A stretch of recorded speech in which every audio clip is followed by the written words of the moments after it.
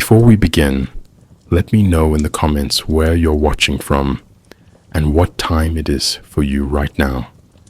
There is something appropriate, perhaps even necessary, about marking the moment before we discuss a book that has never existed, a text that nonetheless has shaped our understanding of forbidden knowledge more profoundly than most genuine grimoires ever could. We are here to examine the Necronomicon, H.P. Lovecraft's greatest fictional invention, and to understand why a book that has never been written, never been bound, never gathered dust in any library's restricted collection has become more culturally potent than the actual occult manuscripts it was designed to evoke. This is not a story about a real book that was lost or suppressed. It is something stranger. The story of how a deliberate forgery became a kind of truth, how a narrative device became an obsession, how words on a page describing a book that doesn't exist created genuine fear, genuine belief, and genuine madness in readers who understood, intellectually, that they were reading fiction. Over the next hour, we will trace the Necronomicon from its creation in the 1920s through its strange afterlife in occult practice, popular culture, and the collective unconscious of horror. We will examine not what the book contains, for it contains nothing, but what it represents, our civilization's deepest anxieties about knowledge itself, about what we might learn if we look too closely at the universe we inhabit. You are already complicit. You have clicked on this video. You want to know. Let us begin. Howard Phillips Lovecraft began constructing the Necronomicon in 1922, during a period when American weird fiction was undergoing a fundamental transformation. The pulp magazines Weird Tales would launch in 1923, were creating new markets for horror that moved beyond Gothic castles and drawing room ghost stories. Lovecraft, corresponding prolifically with other writers and wrestling with his own cosmic anxieties, recognized that effective horror required verisimilitude, a sense that the impossible might be documented, catalogued, studied. He needed his fictional universe to feel researched rather than invented. The Necronomicon first appears in The Hound, a 1922 story Lovecraft himself later dismissed as juvenilia. But the casual mention of this forbidden book initiated something that would grow far beyond his initial conception. He was not trying to create a cultural phenomenon. He was solving a narrative problem: how to make cosmic horror feel like discovered history rather than authorial fantasy. The deliberate construction of the Necronomicon as a fictional grimoire served multiple functions within Lovecraft's evolving literary project. First, it provided cross-story continuity. Different tales could reference the same source text, creating the impression of a coherent underlying mythology rather than disconnected horror vignettes. Second, it exploited readers' existing familiarity with forbidden book narratives, from the Necronomicon to medieval grimoires, channeling that cultural weight into his own creation. Third, and perhaps most importantly, it allowed Lovecraft to suggest vast cosmologies without fully explicating them. Characters could reference passages, quote fragments, allude to chapters, but the reader never encountered the complete text. This incompleteness was strategic. A book described is always more terrible than a book reproduced, because imagination fills the gaps with personal anxieties that no author could anticipate. Lovecraft understood that the power of forbidden knowledge lies not in its content, but in its prohibition, not in what it says, but in what it promises to reveal. Lovecraft's correspondence reveals the Necronomicon as a conscious literary forgery, constructed with painstaking attention to the kinds of textual details that grant authenticity. In letters to fellow writers, he outlined the book's fictional publication history, composed in Damascus circa 730 AD by the mad Arab Abdul al-Hazred, translated into Greek as Necronomicon by Theodorus Philetas in 950 AD, rendered into Latin by the Danish scholar Olaus Wormius in 1228, with printed editions appearing in 1487 German blackletter and 1501 Italian. He specified which libraries supposedly held copies: Miskatonic University in Arkham, Massachusetts, the British Museum, the Bibliothèque Nationale de France, Harvard's Widener Library, the University of Buenos Aires. These were not casual inventions, but careful world building, the kind of detail that transforms obvious fiction into plausible mythology. Lovecraft was creating what folklorists call ostensive behavior, the performance of belief that makes the fictional feel documentary. The influence of Lord Dunsany and Arthur Machen on Lovecraft's approach cannot be overstated, particularly regarding the invention of tradition.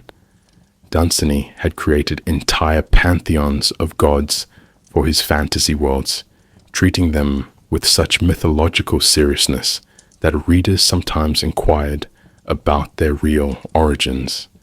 Machen had pioneered the technique of nesting horror within pseudo-scholarly frameworks, presenting his stories as investigations or recovered documents.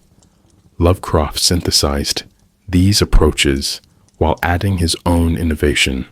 Rather than inventing religions or documenting cults, he invented the documentation itself. The Necronomicon was not evidence of cosmic horror. It was cosmic horror experienced as evidence. This represented a subtle but profound shift in weird fiction.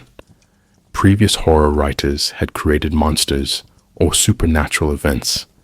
Lovecraft created the archive of those events, suggesting that the real terror lay not in encountering the alien, but in having to acknowledge that such encounters had been recorded, studied, and deliberately suppressed by authorities who knew the truth. Why did Lovecraft choose a book rather than a deity or location as his central mythos element? Consider this carefully. Books can travel. Books can be copied, translated, quoted, referenced, studied, burned, banned, and yet somehow survive. A book creates networks of knowledge and communities of readers. A book implies that the horror it describes can be learned, that cosmic dread is not limited to those who encounter entities directly, but extends to anyone who reads about such encounters. By making a grimoire the cornerstone of his mythology, Lovecraft democratized cosmic horror. You need not travel to Orkney or stumble into Innsmouth. You need only find the wrong book in the wrong library on the wrong evening.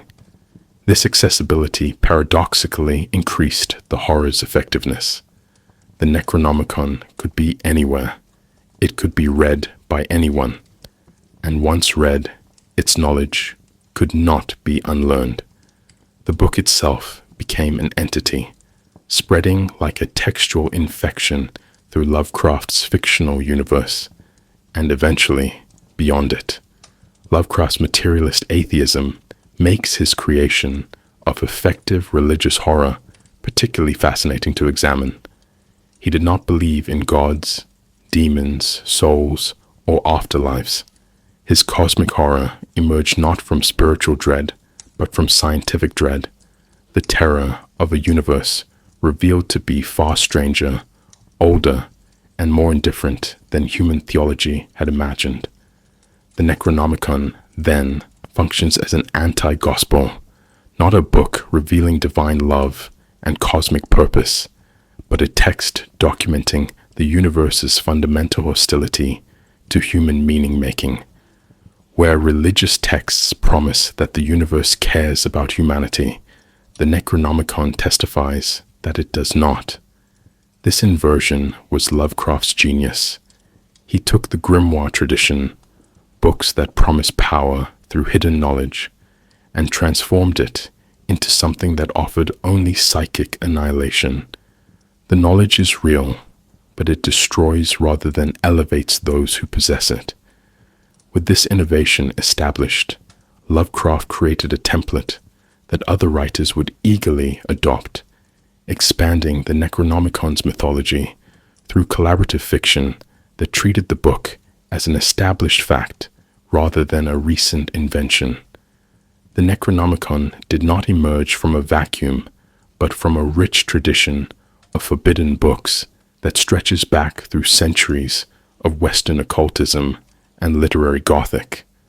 The grimoire tradition, texts claiming to contain magical formulas, demon-summoning rituals, and secret cosmological knowledge, provided Lovecraft with a pre-existing cultural framework he could exploit without extensive explanation.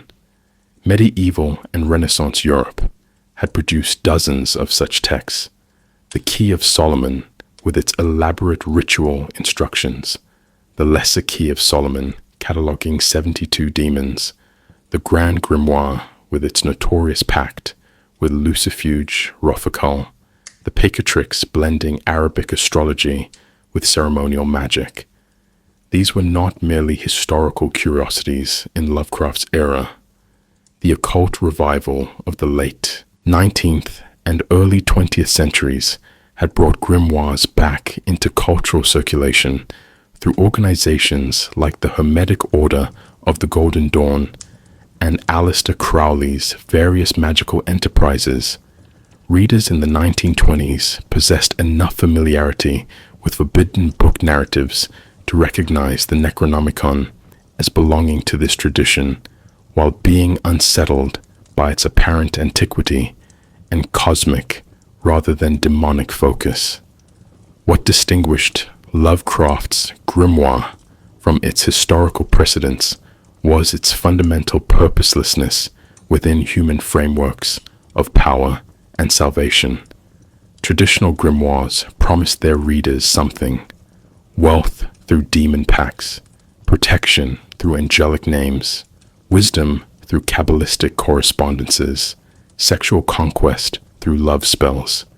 They were transactional texts premised on the assumption that hidden knowledge could be leveraged for human benefit, however dangerously.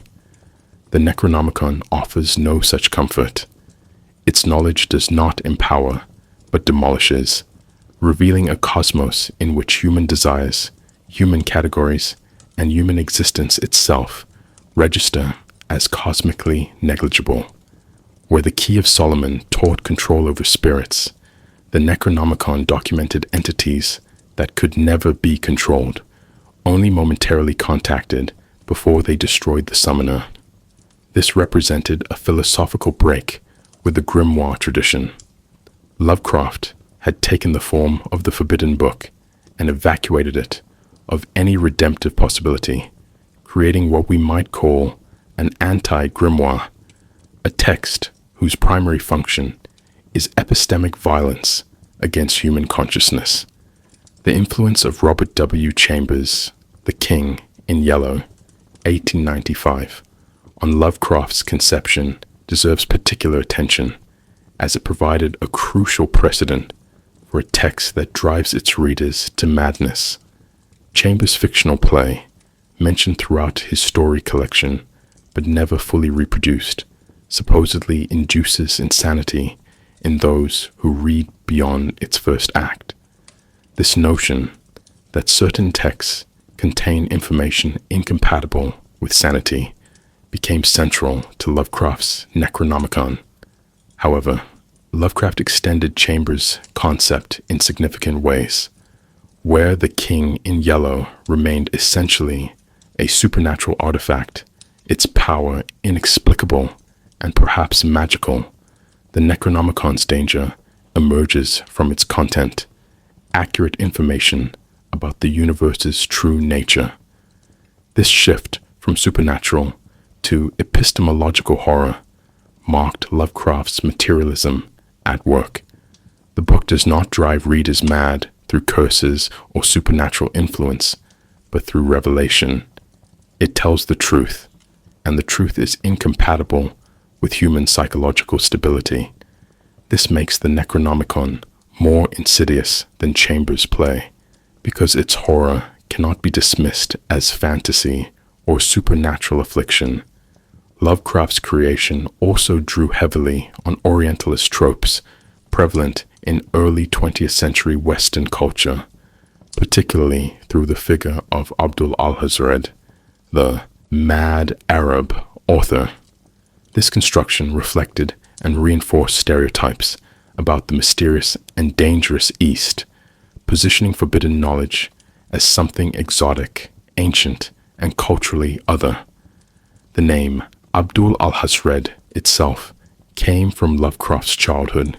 He claimed to have used it as a boyhood nickname when playing Arabian Nights-inspired games, but its deployment in his adult fiction carried considerable cultural baggage. The choice of an Arab author allowed Lovecraft to tap into Western anxieties about Islamic civilization as a repository of knowledge lost or suppressed in Christian Europe, while the epithet mad suggested that Eastern mysticism crossed dangerous boundaries that rational Western thought properly avoided. We must recognize this as both a literary strategy and a cultural symptom. Lovecraft was exploiting existing prejudices to grant his fictional book additional verisimilitude, but in doing so, he perpetuated Orientalist frameworks that positioned non-Western knowledge systems as inherently dangerous or irrational. The broader occult revival of the late 19th and early 20th centuries provided essential context for the Necronomicon's reception and plausibility. This period witnessed explosive popular interest in theosophy, spiritualism, ceremonial magic, and alternative religious movements, all claiming access to ancient wisdom, suppressed or lost.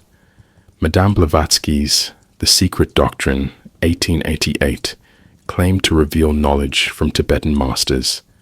Aleister Crowley positioned himself as heir to magical traditions stretching back to ancient Egypt.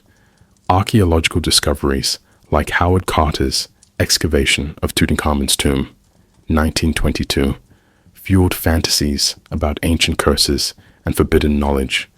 Into this milieu of mystical hunger and manufactured antiquity, Lovecraft introduced the Necronomicon.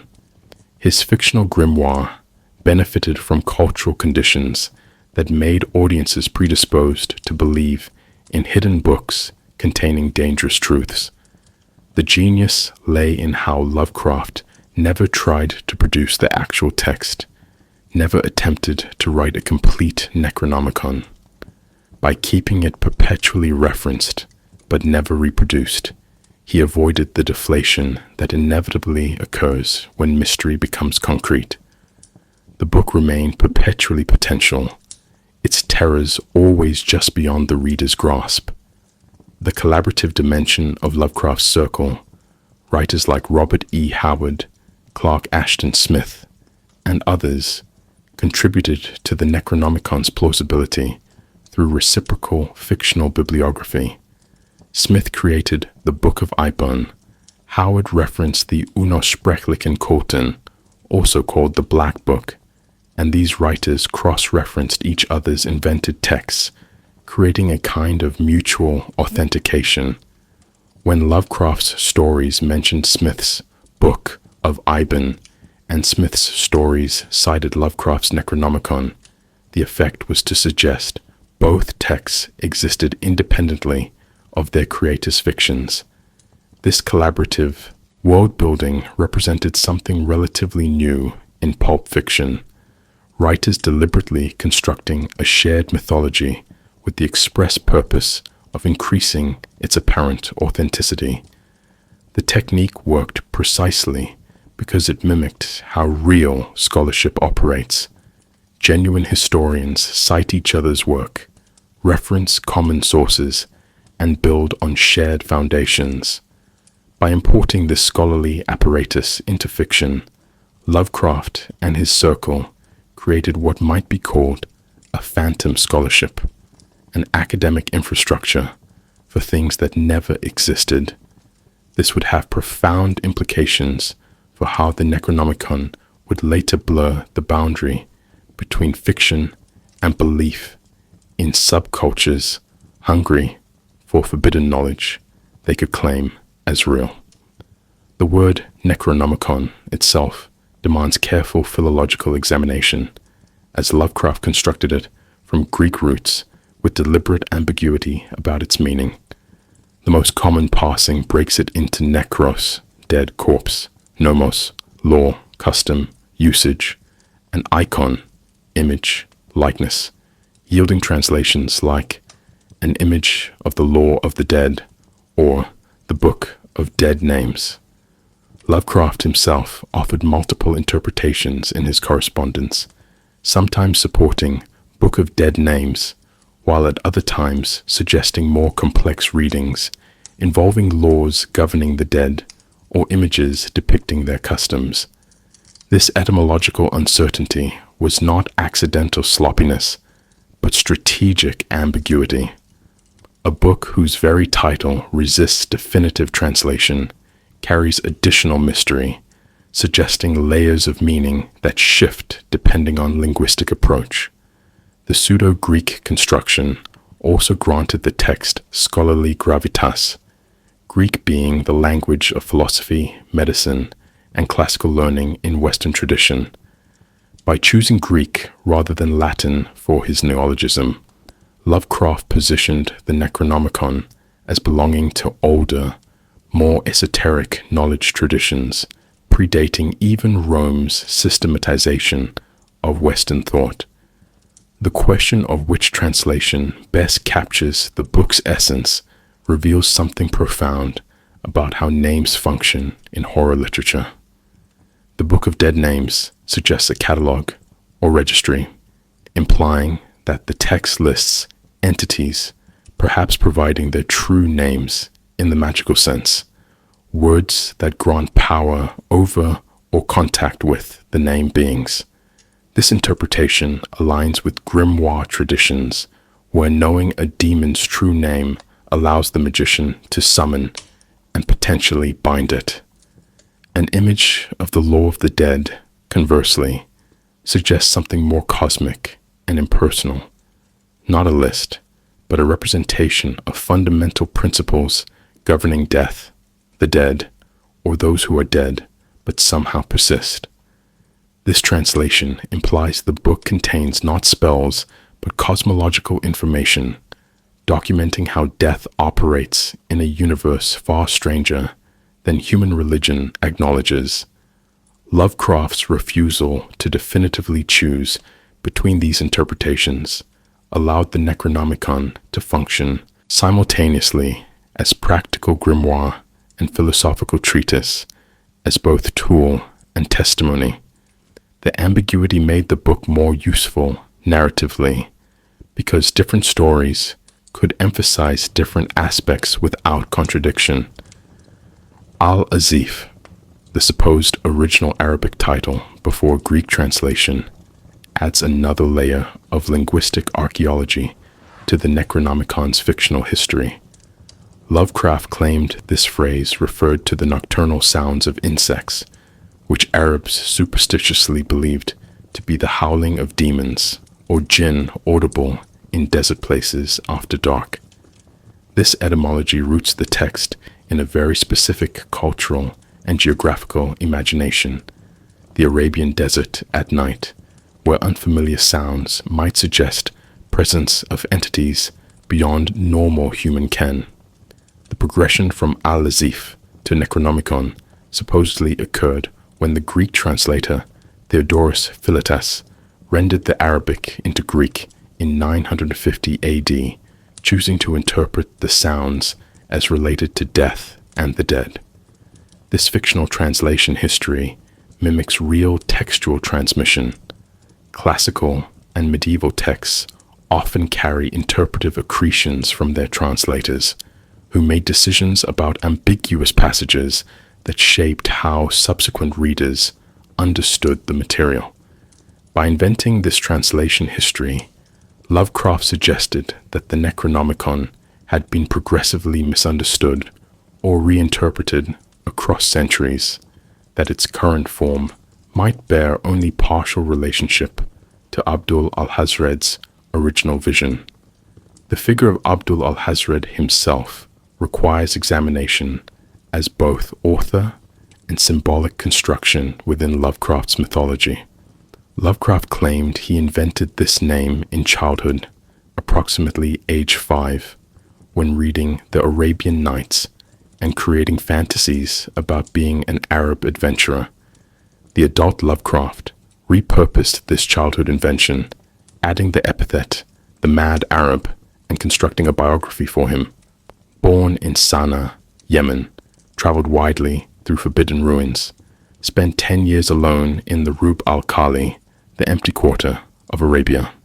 Composed the Al-Azif circa 730 AD, died in Damascus, supposedly devoured by an invisible monster in broad daylight before numerous witnesses. This biography blends historical plausibility, actual places, a reasonable time frame, with supernatural elements that mark al-Hazred as having encountered something beyond normal human experience. The death by invisible monster particularly matters. It suggests the author was destroyed by forces he documented, that his knowledge proved fatal. This established a pattern for the Necronomicon's readers.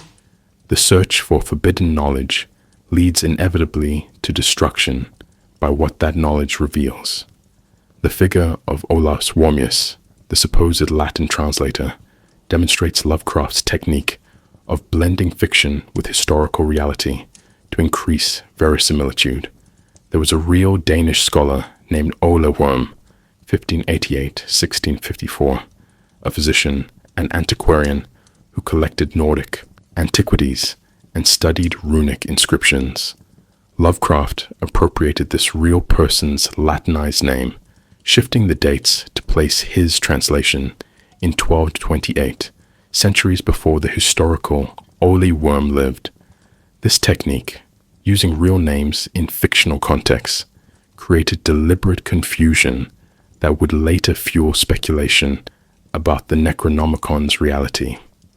Readers unfamiliar with Ole Worm's actual biography might assume Lovecraft had discovered a genuine historical figure who translated a genuine text.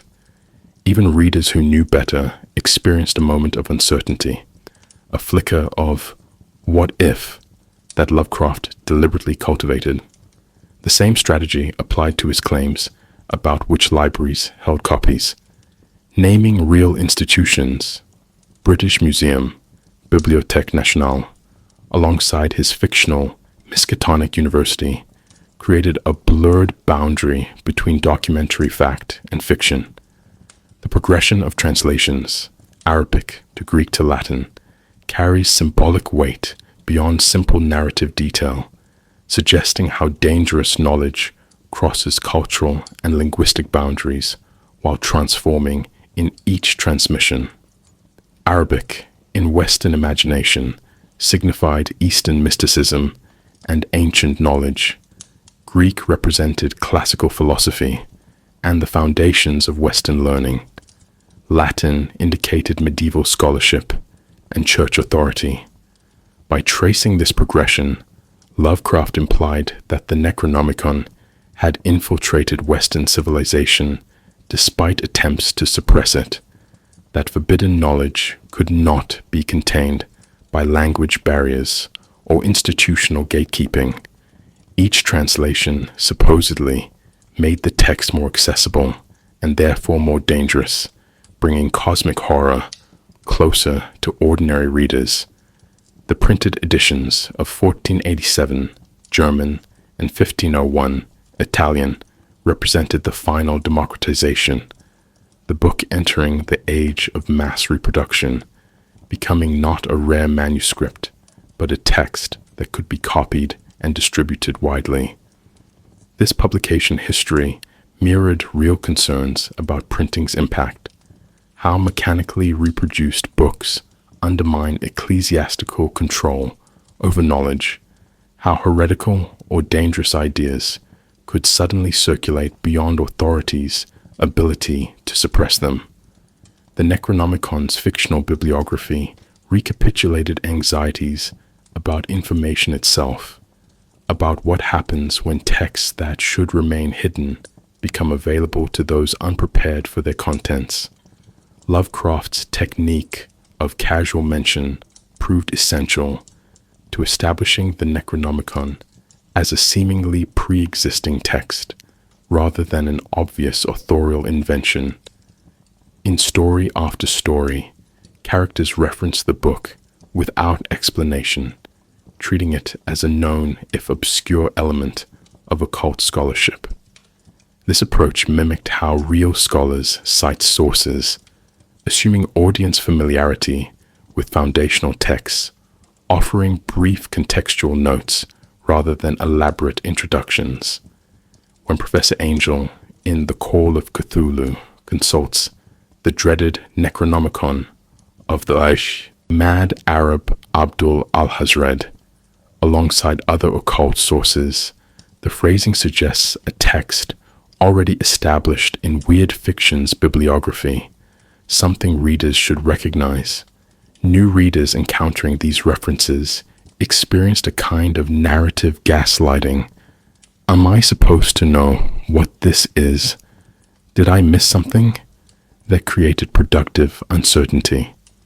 The strategy relied on readers' reluctance to admit ignorance, their assumption that the text must be real, or at least more widely known than their personal reading history indicated. This psychological dimension of Lovecraft's world-building cannot be overstated.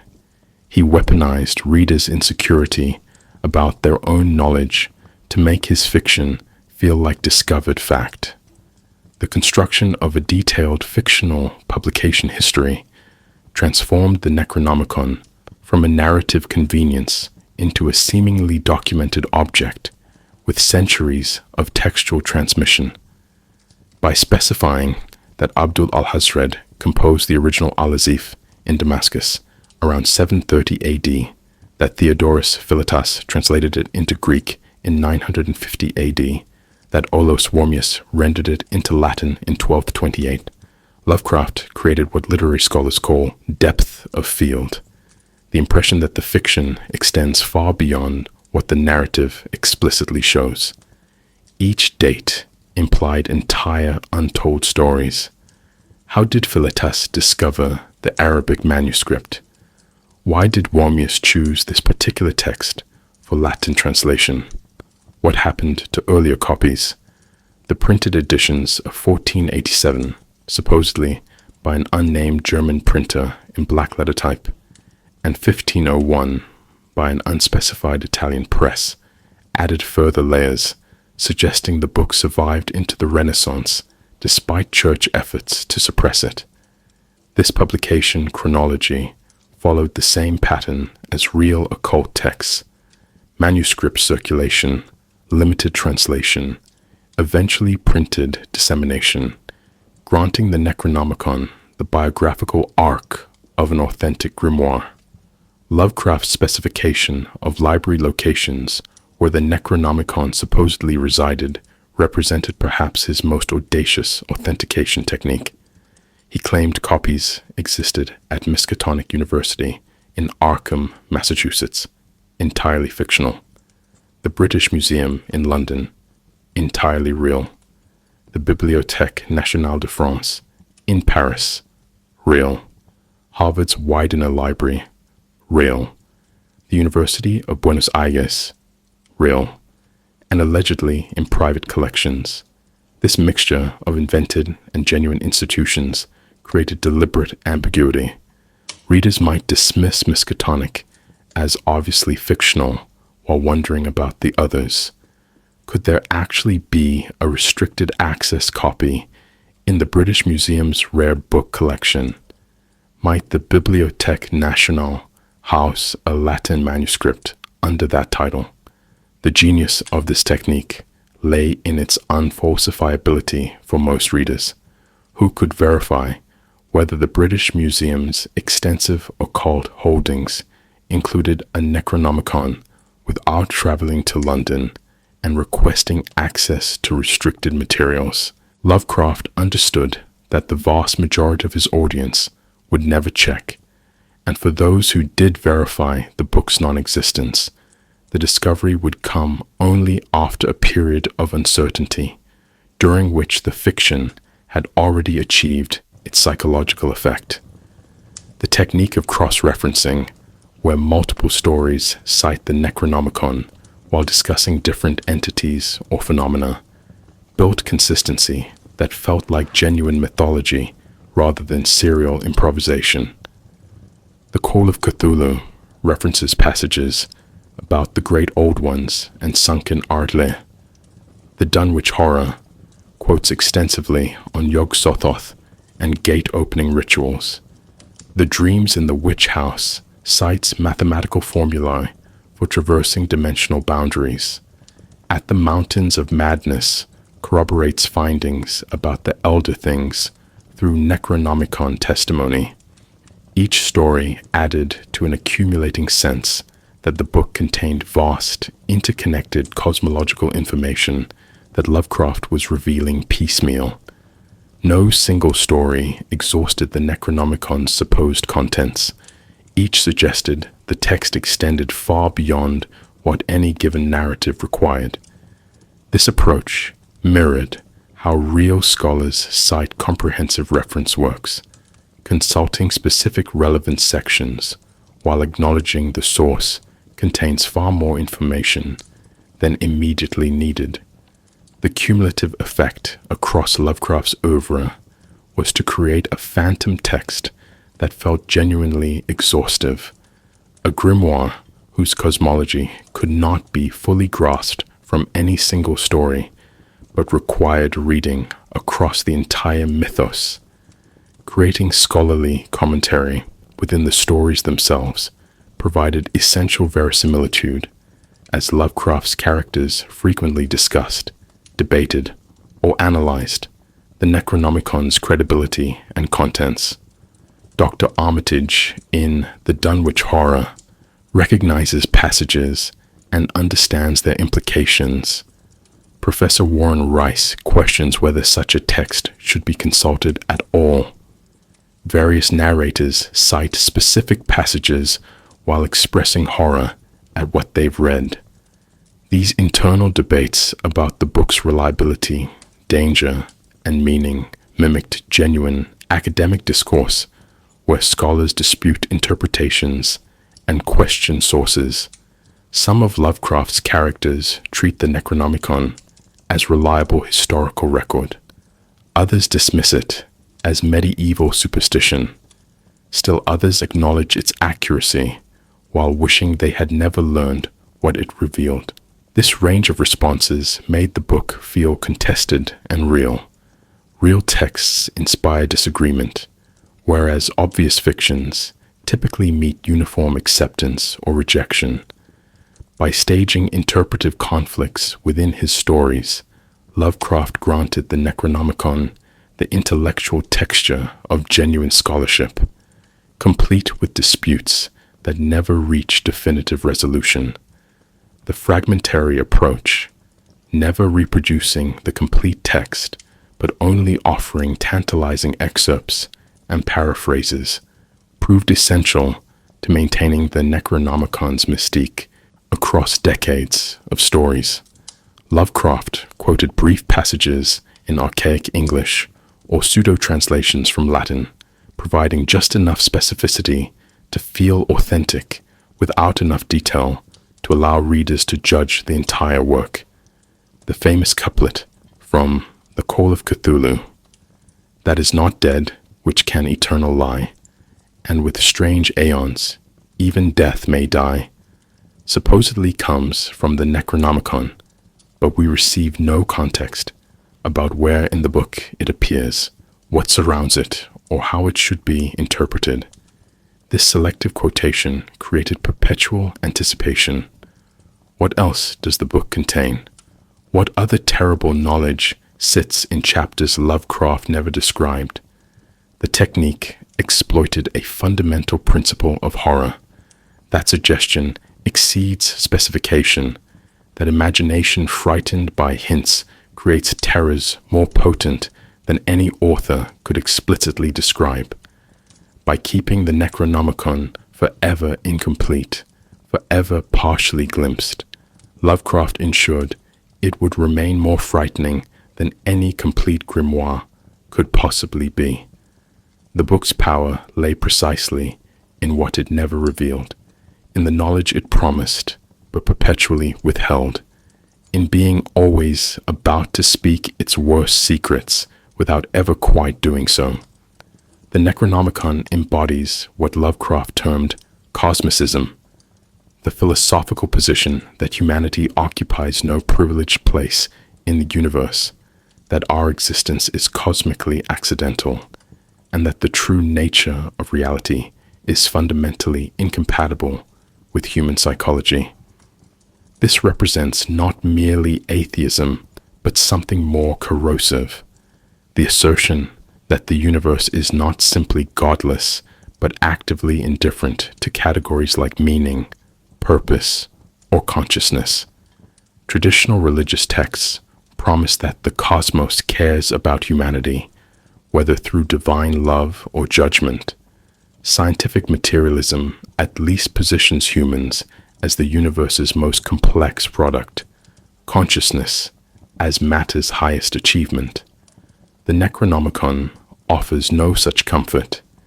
It testifies to a universe where human consciousness is an evolutionary accident of no particular significance, where vastly older and more powerful entities exist in states of being that render anthropocentric categories like good or evil meaningless. This philosophical stance makes the book profoundly destabilizing. It does not ask readers to worship different gods, but to recognize that worship itself and the meaning-making it represents is a parochial delusion. The concept of cosmic insignificance operates differently in the Necronomicon than in scientific discourse, despite both arriving at similar conclusions about humanity's minor role. Modern astrophysics reveals that Earth is a pale blue dot in an incomprehensibly vast universe, that human civilization is temporally negligible against cosmic history, that our extinction would register as less than a footnote in the universe's eventual heat death. Yet scientific cosmology presents these facts neutrally, as discoveries we can process intellectually without psychological collapse. The Necronomicon, conversely, supposedly forces readers to viscerally experience this insignificance in ways that shatter the protective cognitive structures, allowing humans to function despite cosmic meaninglessness. The difference lies not in information, but in presentation. Where science offers abstraction and mathematical distance, the Necronomicon purportedly offers direct confrontation with entities whose existence proves humanity's cosmic irrelevance. These are not metaphors or abstractions, but documented beings whose very presence demonstrates that the universe contains intelligences that predate humanity by millions of years and will persist long after our extinction. Anti-anthropocentric knowledge forms the Necronomicon's core epistemological threat, as the book systematically dismantles every human-centered assumption about reality's structure. Consider this carefully. Most human knowledge systems, whether religious or scientific, position human consciousness as either creation's purpose or universe's most significant development. Even theories acknowledging humanity's cosmic insignificance typically frame consciousness itself as somehow special or meaningful. The Necronomicon rejects this entirely, documenting a cosmos where consciousness is common, ancient, and varied. But humanity's particular form of consciousness is neither exceptional nor particularly valued by older intelligences. The book supposedly contains accounts of civilizations that rose and fell long before Earth formed, of beings that experienced time non-linearly, of intelligences that would no more notice humanity than humans notice bacteria. This knowledge attacks not specific beliefs, but the psychological framework making human existence bearable, the assumption that our thoughts, feelings, and experiences matter in some cosmic sense. The Necronomicon's testament is that they do not. The universe as indifferent mechanism, rather than purposeful creation, represents perhaps the book's most nihilistic philosophical claim, removing even the cold comfort of cosmic order or natural law. Traditional religions posit intentional design. Science reveals elegant mathematical principles governing physical processes. Both suggest the universe operates according to comprehensible rules. The Necronomicon implies something more unsettling, that apparent order is local and temporary, that the laws of physics are provisional arrangements that entities like Yog-Sothoth can violate at will, that reality's structure is more contingent than humans imagine. The great old ones do not break natural laws. They reveal that what humans mistake for universal principles are merely the current configuration of a reality that has been and will be arranged very differently. This suggests a cosmos not of unchanging laws, but of temporary equilibria, where the familiar physics allowing human existence could alter or dissolve without warning. The horror here is epistemological. We cannot trust that the universe will continue operating as it has, that tomorrow's reality will resemble today's. Time operates in the Necronomicon according to scales that render human history not merely brief, but effectively instantaneous, a framework in which geological ages are moments and stellar evolution is the primary chronology. The book supposedly documents events spanning billions of years, treating the entire span of human civilization, from first cities to present day, as a brief flicker barely worth noting. This temporal reframing induces what we might call chronological vertigo, the recognition that all human history, all recorded events, all civilizations and their accomplishments occupy a time span cosmically indistinguishable from zero. The old ones measured time in epochs of continental drift, in cycles of stellar formation, in periods where Earth's surface was molten or frozen solid. Against such chronology, human concerns become not merely small, but literally beneath notice. The Necronomicon's temporal perspective suggests that entities might observe Earth for millions of years without bothering to acknowledge humanity any more than a human watching a pond for an afternoon would document individual microorganisms. The fragility of consensus reality emerges as perhaps the Necronomicon's most psychologically destabilizing claim, that accepted science and common sense understanding of the world are not approximately correct, but fundamentally wrong, comforting fictions that collapse upon contact with actual cosmic structure. The book suggests that human sensory apparatus and cognitive architecture evolved to navigate a narrow bandwidth of reality, perceiving only what natural selection required for survival on Earth's surface. Vast dimensions of existence, accessible to other beings, but imperceptible to unaugmented humans, surround us constantly. The Necronomicon supposedly provides mathematical and ritual methods for accessing these hidden dimensions, but the knowledge proves destructive because human consciousness cannot integrate such perceptions without fragmenting. This is not mysticism, but a materialist horror. Our brains are hardware optimized for a specific, limited environment, and running programs designed for different reality structures causes system failure. The book's forbidden knowledge is forbidden not by divine decree, but by neurological limitation. We literally cannot know these things and remain functional. Azathoth represents the Necronomicon's ultimate statement on cosmic meaninglessness, described in Lovecraft's stories as the blind idiot god sitting at the center of ultimate chaos, piped to by a pandemonium of flute-playing servitors.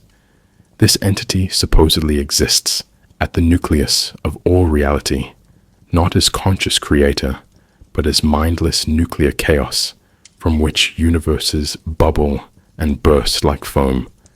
The Necronomicon's passages, Azathoth, always referenced, never fully quoted, suggest this being functions as the universe's engine without possessing intention, awareness, or any quality humans associate with divinity or consciousness. Azathoth creates through convulsion rather than design, maintains reality through spasmodic dreaming rather than careful governance. The horror here is theological.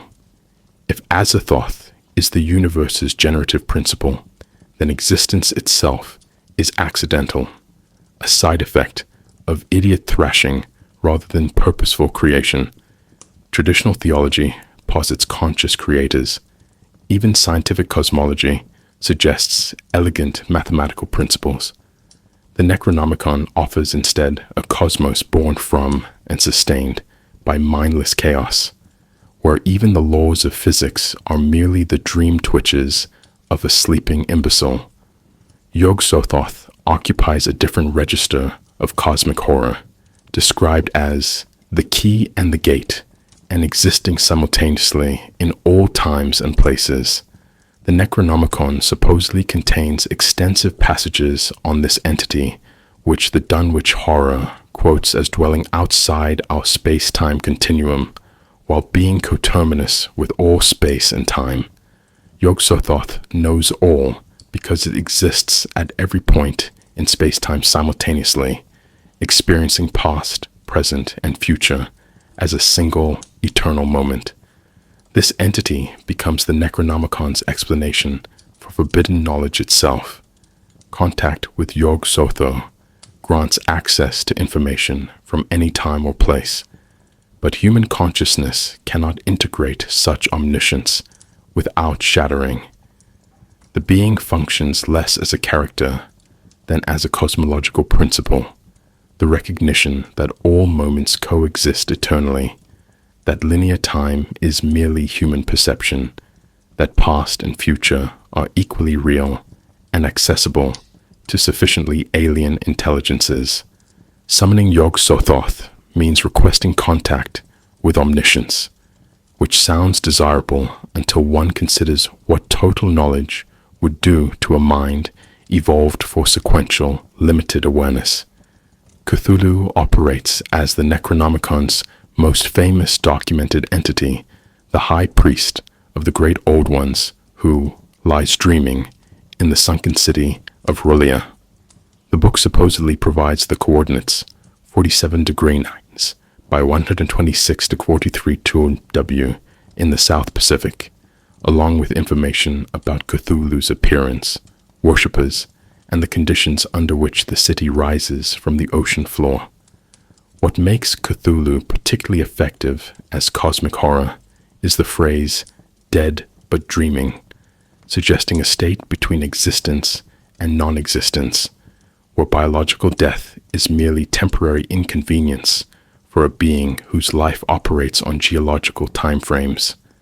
The Necronomicon positions Cthulhu not as unique, but as one priest among many, serving even greater entities, suggesting hierarchies of cosmic power extending far beyond human comprehension. The cultists documented in the book worship Cthulhu not from love, but from recognition of inevitable dominance. The great old ones will return because cosmic cycles decree it, and human resistance is as futile as bacteria resisting human action. The book's passages on Cthulhu emphasize waiting, patience, astronomical cycles measured in millions of years, the certainty of eventual awakening. Nyarlathotep functions differently from other entities in the Necronomicon's cosmology, described as the crawling chaos and messenger of the outer gods, possessing the unusual quality of actively engaging with humanity rather than remaining indifferent. This entity supposedly takes numerous forms: human, animal, abstract, and deliberately spreads madness and revelation. Where Azathoth is mindless and Yog-Sothoth is impersonal knowledge, Nyarlathotep appears almost purposeful in its interactions with humans, though its purposes remain incomprehensible. The Necronomicon's references to this entity suggest it serves as interface between cosmic forces and terrestrial reality, translating incomprehensible alien intentions into forms humans can perceive, even if they cannot understand.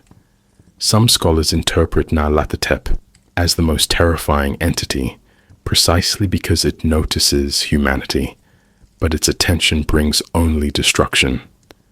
Where being ignored by cosmic entities is existentially crushing, being noticed by Nyarlathotep is immediately fatal. The book positions this entity as simultaneously herald and executioner, announcing cosmic truths while destroying those who hear them. The old ones themselves, Cthulhu and his kind, represent the Necronomicon's central documented phenomenon: extraterrestrial or extra-dimensional beings who arrived on Earth millions of years before humanity evolved. The book supposedly provides extensive cosmology about these entities, their origins beyond our galaxy or dimension, their wars with other ancient races, their mastery of sciences that appear as magic to human understanding, their cities built when Earth was young. At the Mountains of Madness references Necronomicon passages corroborating Antarctic findings about the Elder Things, another ancient race predating the Old Ones. This cosmology creates a version of Earth's history where human evolution is recent intrusion into a planet long claimed by other intelligences. The Necronomicon documents not invasion. The Old Ones were here first, but rather humanity's accidental colonization of a world already occupied by beings we cannot perceive through ordinary senses. The book's horror lies in revelation that Earth belongs to others, that human civilization is squatter settlement on property whose true owners merely sleep and will eventually awaken to reclaim their inheritance. The great race of Yith introduces temporal horror into the Necronomicon's documented entities, beings who allegedly mastered time travel by projecting consciousness across eons, inhabiting bodies of different species in different geological periods. The Shadow, out of time, extensively references the Necronomicon's passages on the Yithians, who supposedly maintain vast archives documenting all of history, past and future, having visited every era through mental projection. This entity type suggests that time itself can be colonized, that no historical moment is safe from intrusion by intelligences who experience temporality as space, moving through centuries as humans move through rooms. The Necronomicon supposedly contains warnings about recognizing Yithian possession, amnesia, inexplicable knowledge, dreams of alien cities. The ultimate horror here is epistemological. If the great race documents all history, then human free will is revealed as illusion, our future already recorded in the alien archives. The book suggests that time is not a river carrying us forward, but a landscape already mapped. Our lives not our own, but performances whose outcomes are already known to beings who have visited our future and recorded what they found there. The Necronomicon's readers go mad not through supernatural curse, but through cognitive overload, confronting information that human neural architecture cannot successfully integrate without fragmenting. This represents Lovecraft's materialist approach to horror. The book damages minds, the way staring at the sun damages eyes through exposure to stimuli our biology never evolved to process. Traditional grimoires supposedly drove readers mad through demonic influence or divine punishment. The Necronomicon operates more like a cognitive hazard, presenting accurate data about reality's structure that contradicts foundational assumptions consciousness requires for stability. Consider this carefully. Human sanity depends on certain comforting fictions, that we matter, that our perceptions are reliable, that reality is fundamentally comprehensible. The Necronomicon systematically demolishes these fictions not through argument, but through documentation, showing rather than telling that the universe is incomprehensibly alien. The resulting madness is not disease, but adjustment, the mind attempting to reconcile irreconcilable truths. Some readers retreat into catatonia, others develop elaborate delusional systems, a few achieve genuine, if fragmentary, understanding, and wish desperately they had not. The protective function of ignorance emerges as a crucial theme in stories featuring the Necronomicon, suggesting that sanity requires selective blindness to cosmic realities. Human consciousness evolved to navigate specific environmental challenges, finding food, avoiding predators, cooperating with other humans, not to comprehend multidimensional mathematics or beings existing outside linear time. The knowledge the Necronomicon contains is not false, but fatal, true in ways that truth should not be. Dr. Armitage, in The Dunwich Horror, understands this paradox. He consults the book because he must, gaining information necessary to prevent catastrophe, but he never shares what he learns with others and wishes he could forget it himself. This protective gatekeeping, scholars who read dangerous texts but shield others from their contents, recurs throughout Lovecraft's fiction. The tragedy is that ignorance cannot be maintained indefinitely. Someone will always read the forbidden book, driven by curiosity or desperation, and the knowledge will spread like infection. The Necronomicon suggests that certain truths function as cognitive pathogens, ideas that damage hosts but cannot be contained through quarantine, because ideas transcend physical barriers. Obsessive scholarship, as path to destruction, represents the Necronomicon's most common narrative pattern, where academics or antiquarians discover references to the book and cannot resist pursuing complete knowledge. Wilbur Whately needs the Miskatonic University copy to complete his father's work.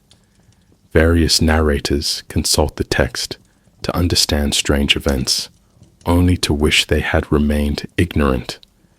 This pattern reflects anxieties about academic inquiry itself, the recognition that rigorous investigation of certain subjects might lead to discoveries better left unmade. The Necronomicon specifically targets the scholarly temperament, curiosity, thoroughness, refusal to dismiss data simply because it seems impossible. Traditional horror punishes moral transgressions. Lovecraftian horror punishes intellectual curiosity, suggesting that some questions should not be asked and some books should not be read. The scholar's tragedy is that their greatest virtues, persistence, open-mindedness, commitment to following evidence wherever it leads, become vulnerabilities when the evidence leads to truths that shatter reason. The book tests the fundamental Enlightenment assumption that knowledge is always preferable to ignorance, suggesting instead that some ignorance is sanity's necessary foundation. Incantations and summonings documented in the Necronomicon represent practical applications of its knowledge, transforming the book from passive testimony into active danger. Various stories reference specific rituals, formulas for opening dimensional gates, chants for contacting particular entities, mathematical procedures for perceiving hidden realities. The Dunwich Horror provides the most extensive example, with Wilbur Whately attempting rituals to bring Yog-Sothoth through dimensional barriers.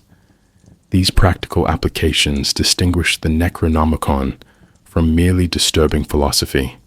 It does not only describe cosmic horror, but provides instructions for experiencing it directly. The book functions as technical manual for contacting entities that should remain uncontacted, accessing dimensions that should stay inaccessible, perceiving aspects of reality that human consciousness cannot safely process. The incantations work within Lovecraft's fictional universe, not through supernatural intervention, but through genuine cosmic mechanics.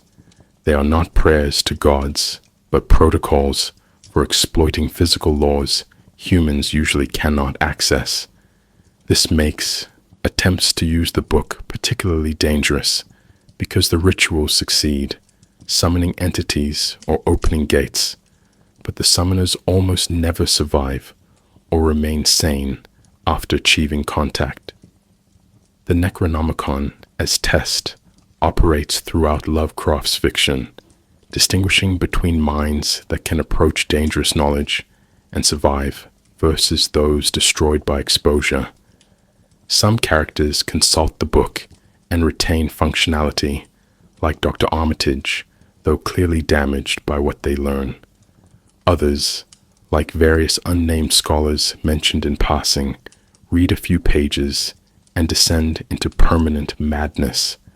The book seems to select its victims based not on moral worth, but on mental flexibility. Those whose cognitive architecture can accommodate some degree of paradigm violation survive, while those committed to consensus reality shatter completely when confronted with its inadequacy. This creates a perverse meritocracy of madness. The strongest minds are precisely those most vulnerable to the Necronomicon's revelations, because they cannot dismiss impossible information as hallucination or error. Weaker minds retreat into protective delusion.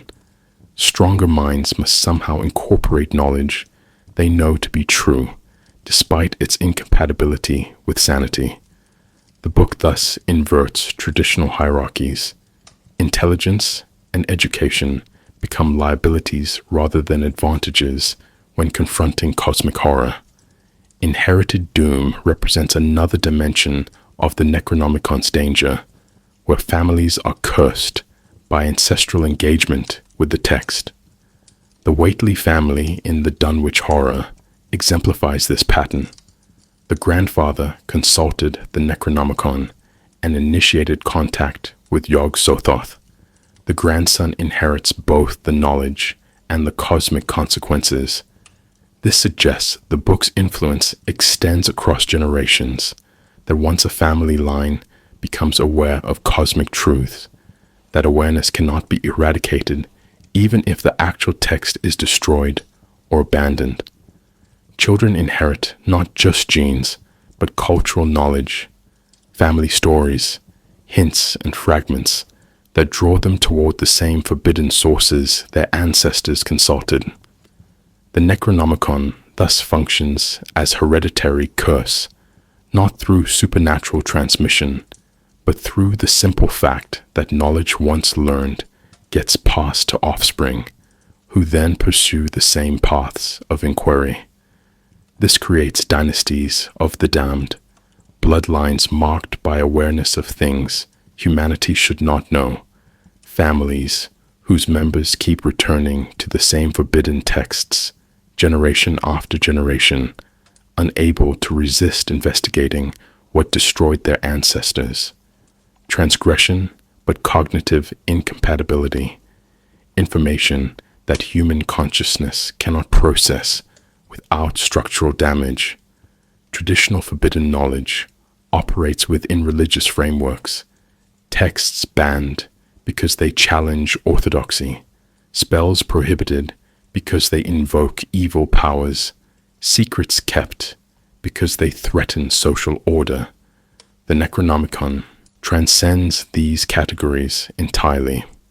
Its knowledge is forbidden not by authority's decree, but by neurological limitation, not because reading it is sinful, but because understanding it is impossible for minds evolved under terrestrial conditions.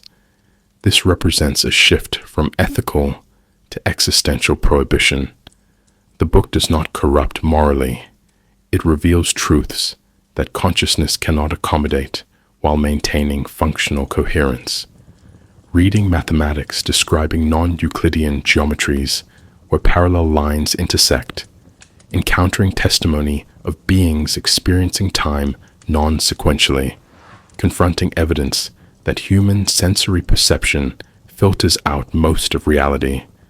These are not moral failures, but cognitive hazards.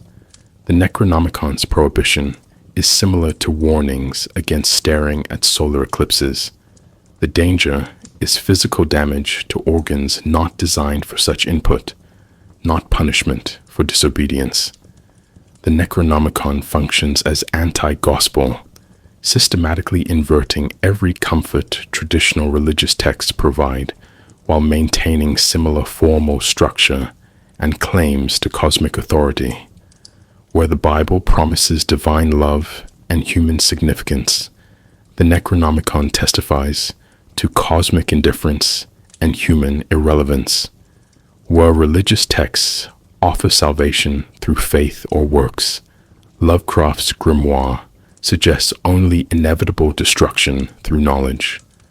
Where scripture provides moral guidance, suggesting the universe cares about human behavior, the Necronomicon documents entities for whom human ethics are incomprehensible, because humans themselves are barely noticeable.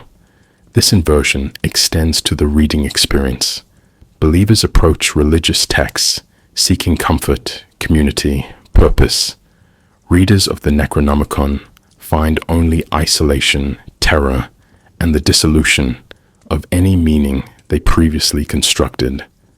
The parallel structures make the contrast more devastating. Both types of text claim to reveal ultimate truth. Both speak with apocalyptic authority, but where one promises transcendence through understanding, the other delivers annihilation. The Necronomicon is what scripture would be in a universe where every theological hope proves false, where revelation brings only horror at what has been revealed.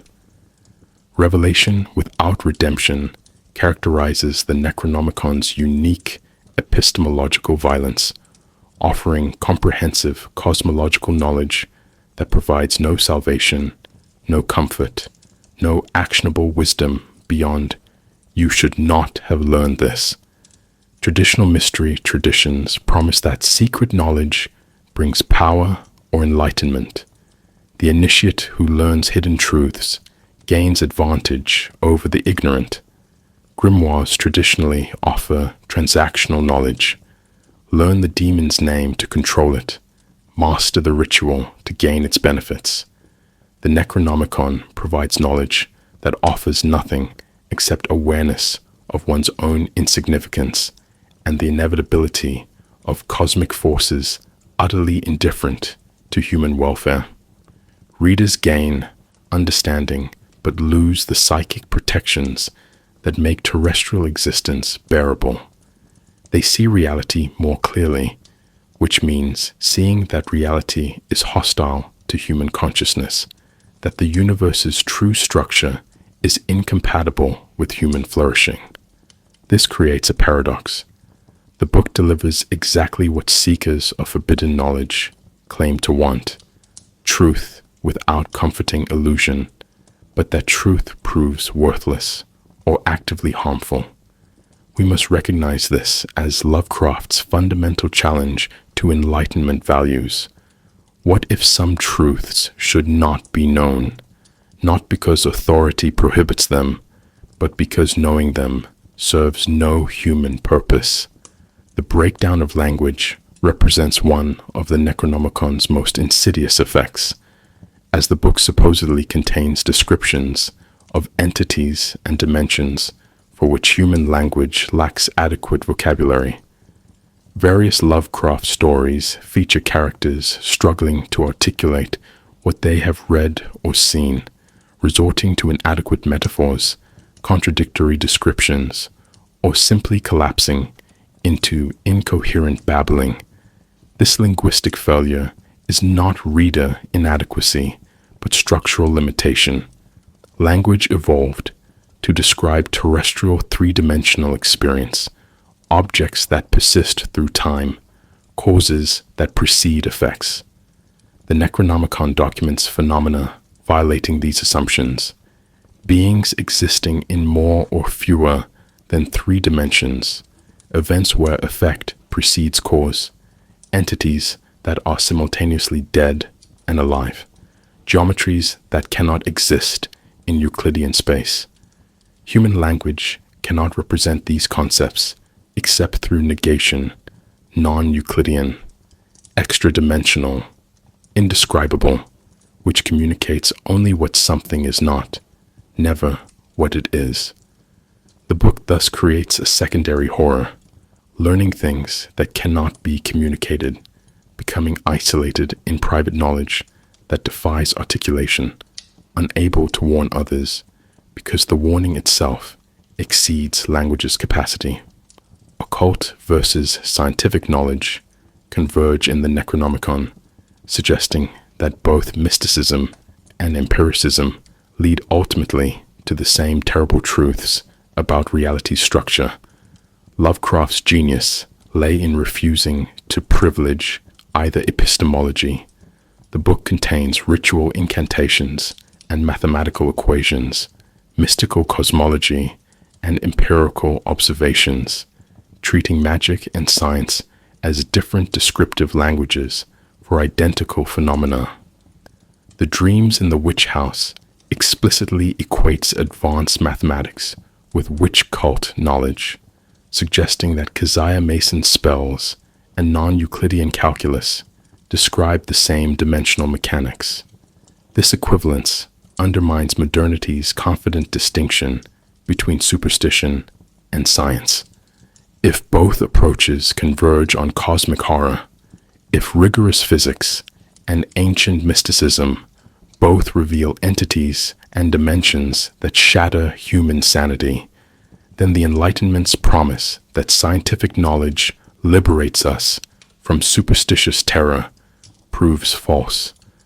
Necronomicon suggests instead that terror is the appropriate response to reality accurately perceived, that superstition and science differ only in methodology, while discovering identical horrors. The book thus occupies a liminal space between grimoire and textbook, between mystical revelation and scientific documentation, suggesting these categories never were as distinct as modernity imagined. The reader's transformation from seeker to victim constitutes the Necronomicon's central tragedy, as the book converts curiosity into curse and investigation into destruction. Characters begin as scholars or occultists, approaching the text with varying degrees of skepticism or belief, but always with the assumption that knowledge serves them. that they control the investigation. Reading the Necronomicon inverts this relationship. The text does not serve the reader. The reader serves as vessel for information that wants to propagate, as host for ideas that function like cognitive parasites. The transformation is gradual. Initial skepticism erodes as documented phenomena prove accurate. Academic distance collapses as implications become personal. Finally, the reader realizes they have become what they studied, that attempting to master the book has resulted in being mastered by it. This pattern appears across Lovecraft's work. Wilbur Whateley studying to control Yog-Sothoth, but becoming his inhuman offspring's servant. Various scholars consulting the Necronomicon to understand strange events, but ending in asylums or worse. The book refuses to be merely object of study. It converts students into victims, investigators into cautionary tales, always ensuring that the knowledge it contains exceeds the knower's capacity to contain it safely.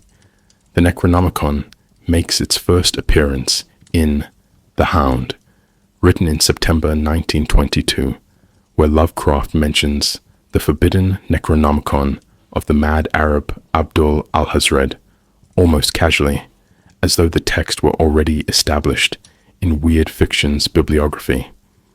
The story itself concerns two decadent aesthetes who rob graves for artistic thrills and steal an amulet from a tomb, only to be pursued by something that eventually destroys them. The Necronomicon appears merely as one item in their collection of morbid curiosities, a book consulted to understand the amulet's origins. This inaugural mention established the pattern Lovecraft would follow, treating the book as a known if obscure text requiring no elaborate introduction, assuming reader familiarity that did not yet exist. The casual reference style proved essential to building verisimilitude. Real scholars cite sources without explaining their entire provenance, trusting that educated audiences recognize significant texts. By adopting this scholarly tone from the Necronomicon's first appearance, Lovecraft granted his invention immediate gravitas. The book entered Weird Fiction not as obvious creation, but as seemingly pre-existing reference, something readers felt they should already know about.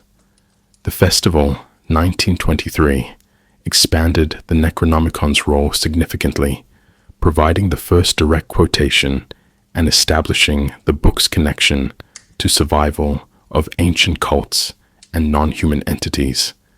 The narrator, attending a family ceremony in Kingsport, discovers his relatives are not quite human and participate in rituals involving beings dwelling beneath the town. When seeking explanation, he consults the banned and dreaded Necronomicon of the mad Arab Abdul al-Hazred and quotes a passage describing entities that can assume human form but are fundamentally other. This story established several crucial elements: that the book documents existing phenomena rather than fantasy, that it explains encounters with the seemingly impossible, that reading it provides terrible clarity about reality's hidden aspects. The quotation itself, though Lovecraft kept it brief, demonstrated that the Necronomicon contained specific, usable information about entities and their behaviors. This transformed the book from mere spooky reference into functional grimoire within the story world, a text characters could actually consult for concrete knowledge about cosmic horrors they encountered. The Call of Cthulhu, 1926, cemented the Necronomicon's position as the mythos' central reference text, with Professor Angel's research extensively citing passages about the great old ones and their cultists. This story's structure, a narrator discovering his uncle's research papers, allowed Lovecraft to present the Necronomicon as academic source material, quoted in scholarly investigation rather than merely mentioned in passing. The famous passage, "That is not dead which can eternal lie, and with strange aeons even death may die," supposedly derives from the Necronomicon, providing a cosmological principle explaining Cthulhu's state of suspended animation in sunken Rolia. The story references the book multiple times, each citation adding detail: the great old one's origins beyond our galaxy, the global distribution of their worship, the astronomical conditions triggering Arclia's rising. This accumulation of references created the impression of a comprehensive text containing vast cosmological knowledge, far more than any single story could display. Lovecraft's technique of partial revelation, never quoting extensively, always suggesting the book contains additional relevant information, made the Necronomicon feel genuinely encyclopedic rather than a convenient plot device. The Dunwich Horror, 1928, provided the Necronomicon's most extensive fictional usage, with substantial quotations, and the Miskatonic University Library copy becoming central to both plot and resolution. Wilbur Whately desperately needs access to the book to complete rituals his grandfather initiated, ultimately breaking into the library and dying in the attempt. Dr. Armitage, examining Whately's diary and corpse, realizes the young man was only partially human, his father being Yog-Sothoth, summoned through rituals from the Necronomicon. The story quotes the book directly. Yog-Sothoth knows the gate. Yog-Sothoth is the gate. Yog-Sothoth is the key and guardian of the gate. Past, present, future, all are one in Yog-Sothoth. This passage exemplifies Lovecraft's technique of creating quotations that sound genuinely archaic while conveying cosmological concepts, the elimination of temporal distinctions, the entity as both location and access method. Later, Armitage uses the Necronomicon to find the counterspell necessary to banish Whately's monstrous twin brother, demonstrating that the book contains not only disturbing knowledge, but practical applications, rituals that function within the story's reality. Cross-pollination among the Lovecraft Circle writers created reciprocal authentication as Robert E. Howard, Clark Ashton Smith, and others incorporated the Necronomicon into their own stories, while Lovecraft referenced their invented texts. Smith created the Book of Ibon, supposedly authored by a wizard in ancient Hyperborea. Howard invented Unersprechlichen Kulten, nameless cults, by Friedrich von Junst. Robert Bloch contributed De Vermis Mysteries, Mysteries of the Worm. These writers then cross-referenced each other's grimoires, with Lovecraft's characters consulting Smith's Book of Ibon, while Smith's protagonists referenced the Necronomicon. This collaborative world-building created a fictional occult library where multiple forbidden texts corroborated and supplemented each other. The technique mimicked genuine scholarship's intertextuality. Real academic texts cite each other, building on shared foundations and disputed interpretations. By importing this scholarly apparatus into pulp fiction, the Lovecraft Circle generated phantom scholarship, an entire bibliography of texts that never existed but felt more authentic precisely because they referenced each other.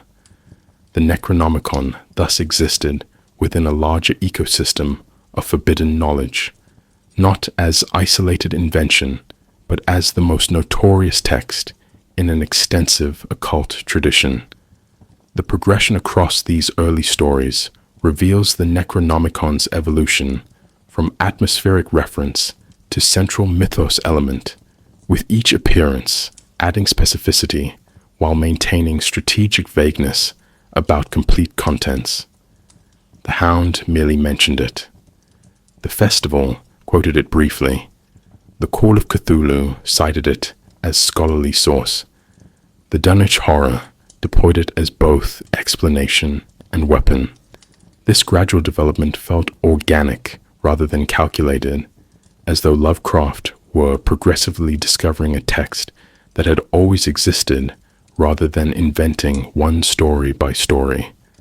Later works: The Whisperer in Darkness, 1930, At the Mountains of Madness, 1931, The Dreams in the Witch House, 1932, The Shadow Out of Time, 1934-35, continued expanding the Necronomicon's cosmological scope, while never exhausting its supposed contents. Each story suggested the book contained far more than any given narrative required, maintaining the impression of inexhaustible depth. This restraint proved essential to the book's enduring power. By never fully revealing the Necronomicon, Lovecraft ensured it would remain more terrible in suggestion than any complete version could be in execution. The Dunwich Horror presents the Necronomicon at its most explicitly functional, transforming the book from ominous reference into active plot element, whose contents drive the narrative toward apocalyptic confrontation. Published in Weird Tales in April 1929, the story chronicles the Whately family's multi-generational attempt to open dimensional gates and restore the reign of the Great Old Ones. Wilbur Whately, grandson of a wizard who once possessed a deteriorating copy of the Latin Necronomicon, grows to adulthood with inhuman rapidity, his body concealing monstrous deformities beneath voluminous clothing. He requires access to the complete, uncensored text held by Miskatonic University to finish rituals his grandfather initiated, rituals that will allow his father, the entity Yog-Sothoth, to return and transform Earth. The story structure positions the Necronomicon as simultaneously the source of the horror and the key to its resolution, a text containing both the summoning formulae that created the Whately abominations and the counterspells necessary to banish them. This dual function makes the book more complex than simple evil artifact. It is comprehensive grimoire documenting cosmic mechanics that humans can exploit in either direction. Wilbur Whately's desperate quest to access the Miskatonic copy provides the story's central dramatic tension, as Dr. Armitage, the university librarian, repeatedly denies him permission to borrow this irreplaceable and dangerous volume. Whately argues with increasing desperation, offering money, pleading scholarly necessity, finally attempting to steal the book by breaking into the library at night. This sequence emphasizes the Necronomicon's terrible value to those pursuing forbidden knowledge. Whately risks everything for access to specific passages his damaged home copy lacks. His death during the attempted burglary, killed by the library's guard dog, reveals his true nature. Witnesses see that beneath his clothing, his body is covered in tentacles, scales, and other inhuman features, definitively proving he is not entirely human. This revelation transforms the Necronomicon from object of academic curiosity into documented evidence of cosmic horror's reality. The book's passages about Yog-Sothoth and human entity hybridization suddenly explain Wilbur's existence, providing scholarly framework for biological impossibility. Lovecraft here demonstrates his technique of using the Necronomicon to normalize the impossible through citation. If the phenomenon is documented in an ancient text, it acquires historical precedent that makes it feel less like authorial invention and more like discovered fact. The quotations Lovecraft provides from the Necronomicon in this story represent some of his most effective pseudo-archaic writing, blending cosmological claims with ritual instructions in language suggesting medieval translation. The most famous passage describes Yog-Sothoth. Yog-Sothoth knows the gate. Yog-Sothoth is the gate. Yog-Sothoth is the key and guardian of the gate. Past, present, future, all are one in Yog-Sothoth. He knows where the old ones broke through of old, and where they shall break through again.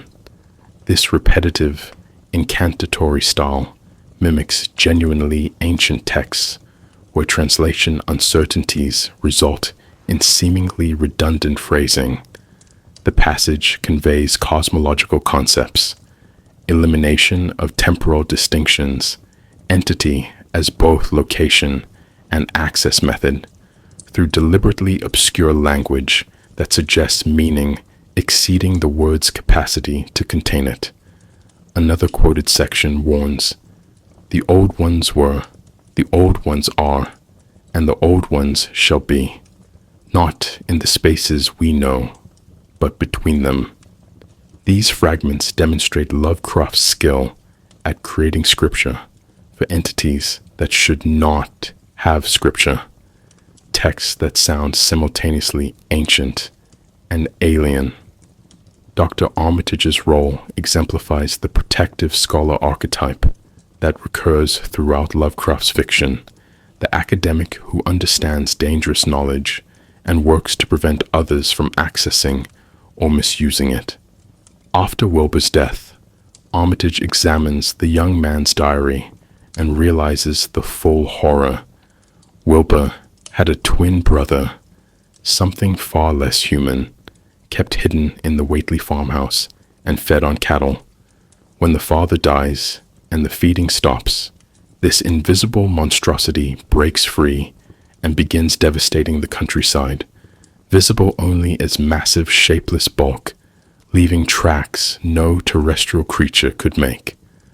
Armitage consults the Necronomicon to understand what the entity is and how it might be stopped, reading passages about dimensional beings that can be summoned but not controlled, about entities spawned from unions between humans and the great old ones. The book provides both diagnosis and cure.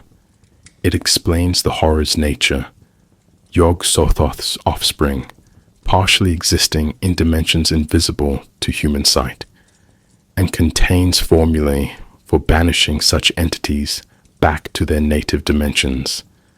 This positions the Necronomicon as comprehensive manual of cosmic mechanics, dangerous because it explains how to summon horrors, but valuable because it also documents how to dismiss them. The climactic confrontation atop Sentinel Hill showcases the Necronomicon's practical applications as Armitage and two colleagues recite passages while the invisible entity rages around them, destroying forests and threatening to reach populated areas. Lovecraft describes the scene with unusual explicitness. Armitage, now at the head of the column, still moved forward with queer rhythm and intonation of archaic words, and the three men moved in unison with hands raised in curious gestures. The ritual succeeds, and the entity becomes briefly visible before disintegrating. Lovecraft provides one of his most notorious descriptions of inhuman morphology, a being with squirming ropes of tentacles, a half-shapeless congeries of protoplasmic bubbles, and a face that is simultaneously Wilbur Whately's and utterly alien. The creature's dying scream names its father. "Father, Father, Yog-Sothoth." This moment crystallizes the Necronomicon's function. The book's knowledge allows humans to temporarily manipulate cosmic forces, banishing entities that should be unbearable, but at tremendous psychic cost to those who wield such knowledge. The story's resolution emphasizes knowledge's burden and the necessity of protective silence about cosmic horrors. Armitage never publicly explains what the weighty entity was or how he banished it, understanding that spreading such knowledge would be more dangerous than the immediate threat he neutralized. He has read too deeply in the Necronomicon, understands too much about the Old One's nature and their cultists' ongoing efforts to restore their reign. The Dunwich horror thus presents the Necronomicon at its most paradoxical, absolutely necessary for confronting cosmic threats, but so dangerous that those who use it must become guardians, preventing others from accessing the same knowledge. The book cannot be destroyed. Miskatonic preserves it, because occasionally such knowledge proves essential, but neither can it be freely consulted. This creates permanent tension between preservation and suppression, between the need to maintain knowledge for emergency use and the recognition that such knowledge corrodes sanity simply through possession. Lovecraft here suggests that some texts cannot be either fully available or completely banned, but must exist in permanent liminal state, accessible only to those willing to sacrifice psychological stability for humanity's protection. The Call of Cthulhu, written in 1926 and published in Weird Tales in February 1928, represents Lovecraft's most influential deployment of the Necronomicon as scholarly authority for cosmic horror, establishing the text as indispensable reference for understanding humanity's true place in the cosmos. The story's nested structure, narrator Francis Thurston discovering his grand-uncle, Professor George Gammell Angel's research papers after the elderly scholar's mysterious death, creates multiple layers of documentary evidence, with the Necronomicon functioning as the deepest and most authoritative layer. Angel, a professor of Semitic languages at Brown University, had been investigating strange dreams reported by sensitive individuals worldwide during March 1925, dreams featuring cyclopean architecture and a sense of overwhelming dread. His research led him to ancient cult testimonies, police reports of ritual murders, and ultimately to the Necronomicon itself, which provided cosmological framework for phenomena that would otherwise seem disconnected hallucinations. The story's power derives from this accumulation of evidence. Individual accounts might be dismissed as madness, but when corroborated by ancient texts describing identical entities and events, they acquire terrible credibility. The Necronomicon's most famous contribution to Lovecraftian mythology appears in this story, the couplet, "That is not dead, which can eternal lie, and with strange aeons even death may die," supposedly quoted from the Mad Arab's text. This passage accompanies discussion of Cthulhu's state in sunken R'lyeh, not dead but dreaming, waiting through geological ages for astronomical conditions that will allow the city to rise from the Pacific and its monstrous inhabitant to resume activity. The couplet's archaic phrasing and paradoxical content exemplify Lovecraft's technique of creating memorable pseudo-scripture that sounds ancient while conveying concepts alien to traditional theology or philosophy. The notion that death itself is a temporary condition, that beings can exist in states transcending conventional categories of life and non-life, challenges fundamental human assumptions about biological reality. By attributing this concept to the Necronomicon, rather than stating it in his own authorial voice, Lovecraft creates distance and authority simultaneously. The idea feels older, more established, more credible, because it comes from a purportedly ancient source rather than contemporary fiction writer. Professor Angel's research methodology demonstrates how Lovecraft used the Necronomicon to create pseudo-scholarly apparatus, granting verisimilitude to impossible claims. Angel does not merely cite the book, but cross-references it with other sources, cult testimonies from Louisiana Bayou communities, accounts from Greenland Eskimos, police records from Cuba, anthropological reports from remote Pacific islands. The Necronomicon serves as Rosetta Stone, providing interpretive framework that makes these disparate accounts cohere into evidence of global cult worshipping entities from before human history. Specifically, Angel consults the text regarding Cthulhu and the Great Old Ones, learning that these beings arrived on Earth millions of years ago from distant stars, that they built mighty cities when Earth was young, that they fell into death-like trance when the stars were wrong, but would awaken when astronomical configurations became favorable again. The book provides not vague mysticism, but specific cosmology. These entities exist. They have documented history. Their activities follow predictable patterns based on cosmic cycles. This specificity transforms the Necronomicon from atmospheric props into genuine fictional scholarship. The worldwide cult evidence that Angel uncovers gains coherence only through the Necronomicon's testimony, as the book supposedly documents Cthulhu worship, extending back to prehistory and persisting in isolated communities globally. Inspector LaGrasse's 1908 raid on a Louisiana swamp cult provides crucial testimony. Cultists chanting Funglui Mgruwanaf, Cthulhu Relia, Gahanago Ftagen, which a university professor of mixed blood eventually translates as, in his house at Relia, dead Cthulhu waits dreaming. This phrase, like much Lovecraftian language, sounds alien yet rhythmic, suggesting genuine linguistic structure while remaining opaque. The Necronomicon supposedly contains passages explaining these cults. They worship not from love, but from recognition of inevitable dominance, understanding that the old ones will return and reclaim Earth when cosmic conditions permit. The cultists seek not salvation, but position, hoping that by acknowledging the old ones' supremacy, they might be spared or granted minor roles in the new order.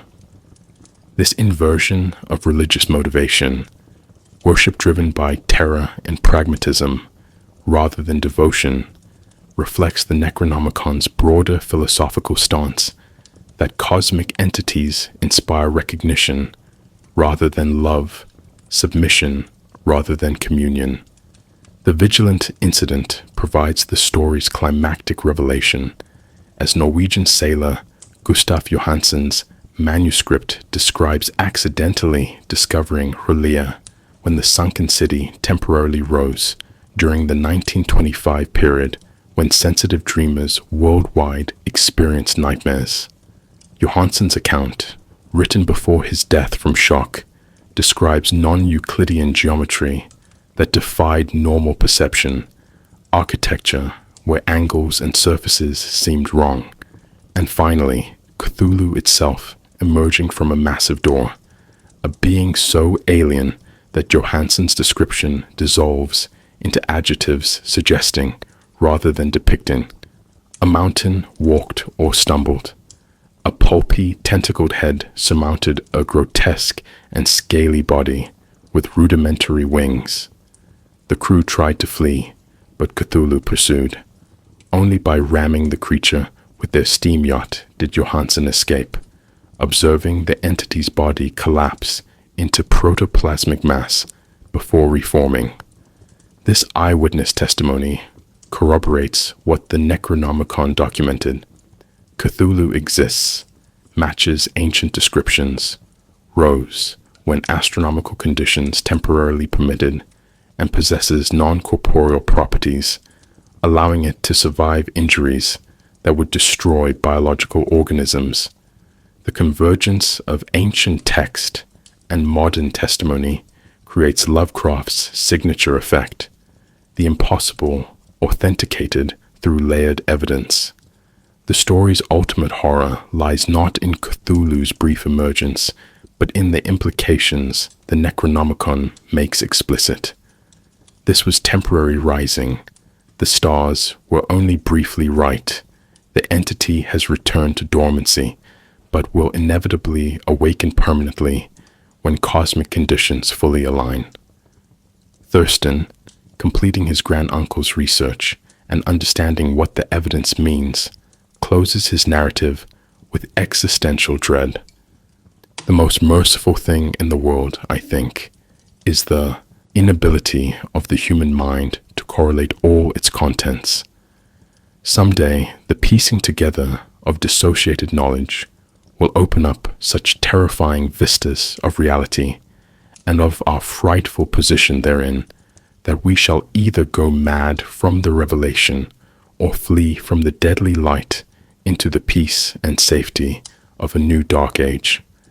This famous passage articulates the Necronomicon's essential function. It is the text that correlates dissociated knowledge, that forces recognition of humanity's actual cosmic position, that tears away protective ignorance, revealing realities consciousness cannot safely process.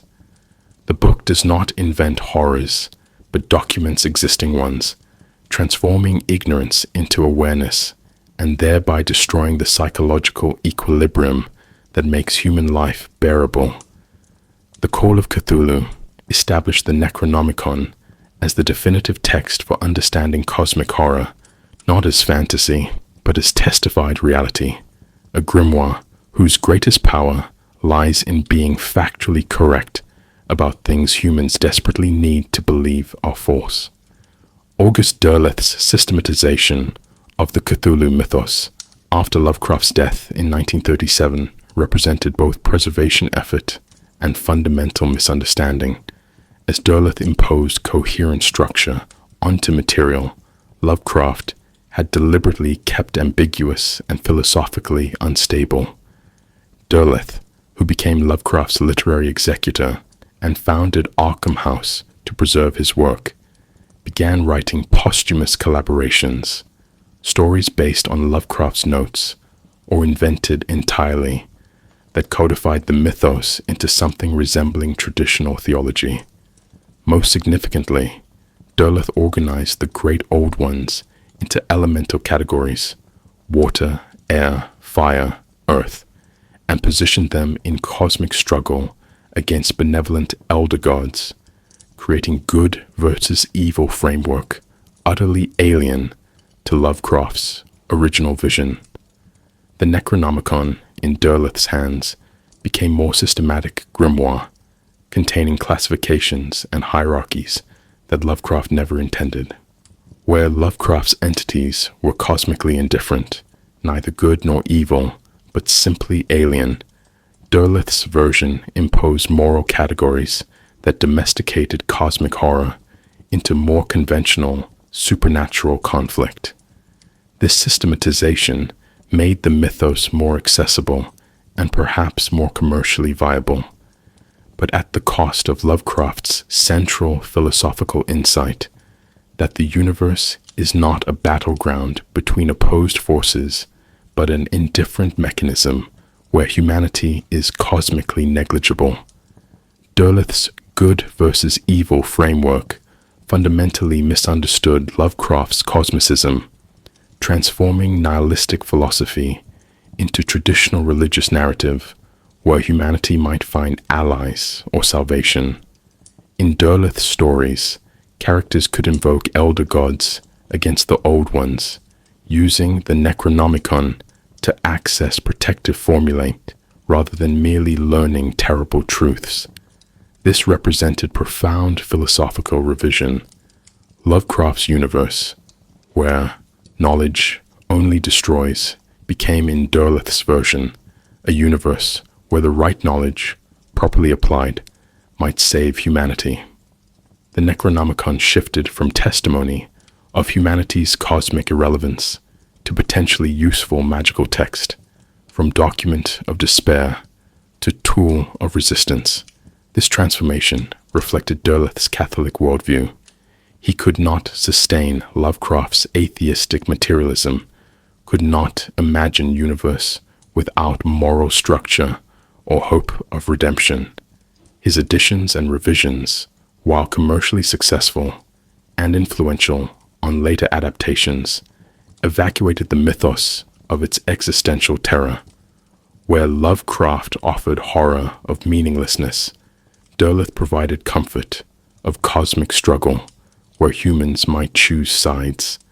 The Necronomicon lost its power as anti-gospel and became merely another grimoire in a universe that, however dangerous, still operated according to comprehensible moral principles. Lynn Carter's work in the 1970s took Derleth's systematization further, actually producing text purporting to be excerpts from the Necronomicon itself. Carter's stories and essays created elaborate pseudo-history for the book, inventing additional manuscripts, translations, and transmission chains that Lovecraft never mentioned. Most audaciously, Carter wrote passages he claimed were reconstructed from Lovecraft's fragmentary references, essentially creating the text that Lovecraft had wisely left imaginary. These fabrications appeared in various publications and anthologies. Sometimes without clear indication, they were modern inventions rather than Lovecraft's own writing. Carter's work demonstrated both the Necronomicon's cultural power. Readers wanted the complete text so desperately that someone would inevitably produce it, and the danger of such production. By making explicit what Lovecraft kept implicit, by showing what Lovecraft only suggested, Carter's versions inevitably disappointed. No actual text could be as terrible as imagination made the Necronomicon when it remained perpetually unrevealed. Carter's editions, like Derleth's, represented fanish enthusiasm, overwhelming the restraint that made Lovecraft's original effective. The gaming industry's adoption of the Cthulhu mythos, particularly through Chaosium's Call of Cthulhu role-playing game, first published in 1981, codified the Necronomicon in ways that permanently altered its cultural reception. The game required mechanical precision, specific statistics for entities, exact effects of spells, defined costs of gaining forbidden knowledge, measured in sanity points. This systematization served gameplay necessity, but fundamentally changed the Necronomicon's nature. Lovecraft's suggestive, fragmentary, philosophically destabilizing text became comprehensive game supplement with tables, charts, and predictable outcomes. Players could study the Necronomicon, knowing precisely how much sanity they would lose and exactly what spells they might learn, transforming epistemic horror into resource management. The game's popularity, it remains in print decades later, meant millions of people encountered the Necronomicon first as game element rather than literary device, as rule book rather than philosophical challenge. This gaming codification influenced subsequent fiction, film, and popular culture, creating feedback loop where later writers drew not from Lovecraft's original ambiguity, but from gaming's systematized version, progressively clarifying what should have remained mysterious. Modern authors engaging with the Necronomicon split between those attempting to recover Lovecraft's original philosophical intent and those building on accumulated popular culture versions. China Miéville, in works like Kraken, treats Lovecraftian elements with postmodern awareness, acknowledging the tension between cosmic horror's philosophy and its popular culture domestication. Alan Moore's Neonomicon and Providence series engage directly with Lovecraft's racism and sexual anxieties, using the Necronomicon to explore what Lovecraft's personal terrors reveal about his cosmic ones. Caitlin R. Kiernan's stories return to something closer to Lovecraft's original approach, suggestive rather than explicit, philosophically destabilizing rather than systematized, treating the Necronomicon as testimony to reality's incomprehensibility rather than comprehensive guidebook. These writers recognize that the book's power depended on remaining incomplete, that Lovecraft's restraint was strategy rather than limitation. They work against decades of accumulated codification, attempting to restore uncertainty and philosophical weight to material that popular culture has rendered familiar, even comfortable. This represents ongoing struggle in Lovecraftian fiction, how to maintain cosmic horror's terror when the cosmos has been mapped, catalogued, and reduced to role-playing statistics. The question of canon becomes particularly fraught regarding the Necronomicon, as Lovecraft himself never systematized his mythology and explicitly encouraged other writers to use and modify his inventions freely. He viewed the mythos as collaborative playground rather than proprietary universe requiring consistency.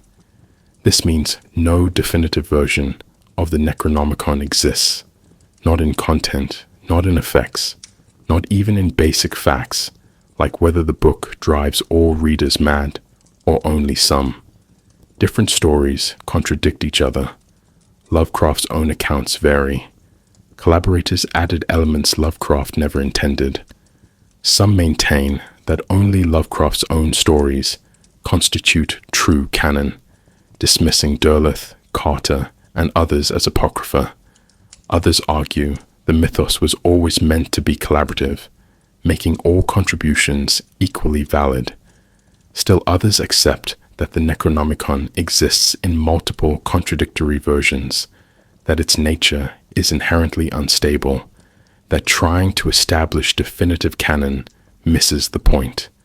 Perhaps the most Lovecraftian approach acknowledges that the book, having never existed, can never be definitively defined, that its power lies precisely in this indeterminacy, in being forever multiple, contradictory, and incomplete. The Necronomicon remains most effective as absence rather than presence, as suggestion rather than specification, as the book that cannot and should not ever be fully written.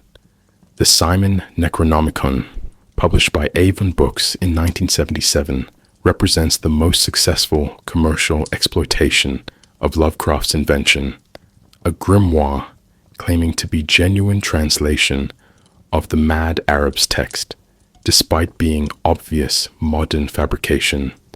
The book, supposedly edited by the mysterious Simon and based on manuscript discovered in New York, blends Sumerian mythology with Lovecraftian entities, creating syncretic occult system that bears only superficial relationship to Lovecraft's original conception. The text includes rituals for summoning various beings, protective spells, and elaborate cosmology positioning the Old Ones as ancient Mesopotamian deities. Despite being transparently fictional, the introduction admits connections to Lovecraft, while claiming the stories were based on real traditions. The Simon Necronomicon sold hundreds of thousands of copies and remains in print decades later. Its success reveals profound hunger for the forbidden book to exist, for Lovecraft's invention to be true.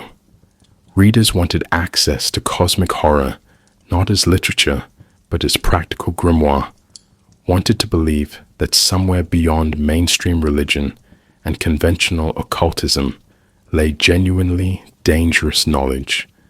The Simon Necronomicon provided that fantasy, offering the frisson of forbidden knowledge without actual danger. Other occult publishers produced competing versions throughout the 1970s and 1980s, each claiming varying degrees of authenticity while drawing from Lovecraft's fiction rather than any genuine historical source. The Hay Necronomicon, the Tyson Necronomicon, various underground and small press editions, all purported to offer the real text, differing in details, but united in treating Lovecraft's invention as recoverable reality. Some editors were deliberately fraudulent, knowingly selling fiction as fact for profit. Others appeared genuinely confused about the book's status, having encountered references in occult circles and assumed Lovecraft had discovered rather than invented the text. This confusion was not accidental, but reflected Lovecraft's successful verisimilitude. He had constructed his grimoire so convincingly that decades later, readers who should have known better treated it as potentially historical. The proliferation of competing versions created additional layers of mythos. Not only did the Necronomicon exist, but multiple translations and editions circulated, each with devotees claiming their version was authentic, while dismissing rivals as forgeries. This mimicked historical grimoire traditions, where texts like the Key of Solomon exist in numerous contradictory manuscripts, none definitively authoritative. Urban legends about university libraries possessing restricted copies flourished throughout the late 20th century, with students at various institutions claiming their school's rare bookroom contained the Necronomicon, chained to reading desks or accessible only with special permission. These legends typically identified Miskatonic University as obviously fictional, but suggested that real institutions, Harvard, Yale, Oxford, might house copies under different titles or catalog numbers. Some versions claimed the book existed, but was deliberately mislabeled to prevent casual discovery. Others suggested that librarians denied its existence to protect naive researchers from dangerous knowledge. These legends reflected anxieties about institutional knowledge control. What might universities possess in their restricted collections? What texts might be deemed too dangerous for public access? The Necronomicon became symbolic of all forbidden knowledge, representing not just Lovecraft's specific invention, but broader suspicions about information hidden or suppressed by authorities. The persistence of these legends, despite easy debunking, librarians could simply show that no such book existed, demonstrated that believers preferred mystery to verification, that admitting the book's non-existence would be disappointing rather than relieving.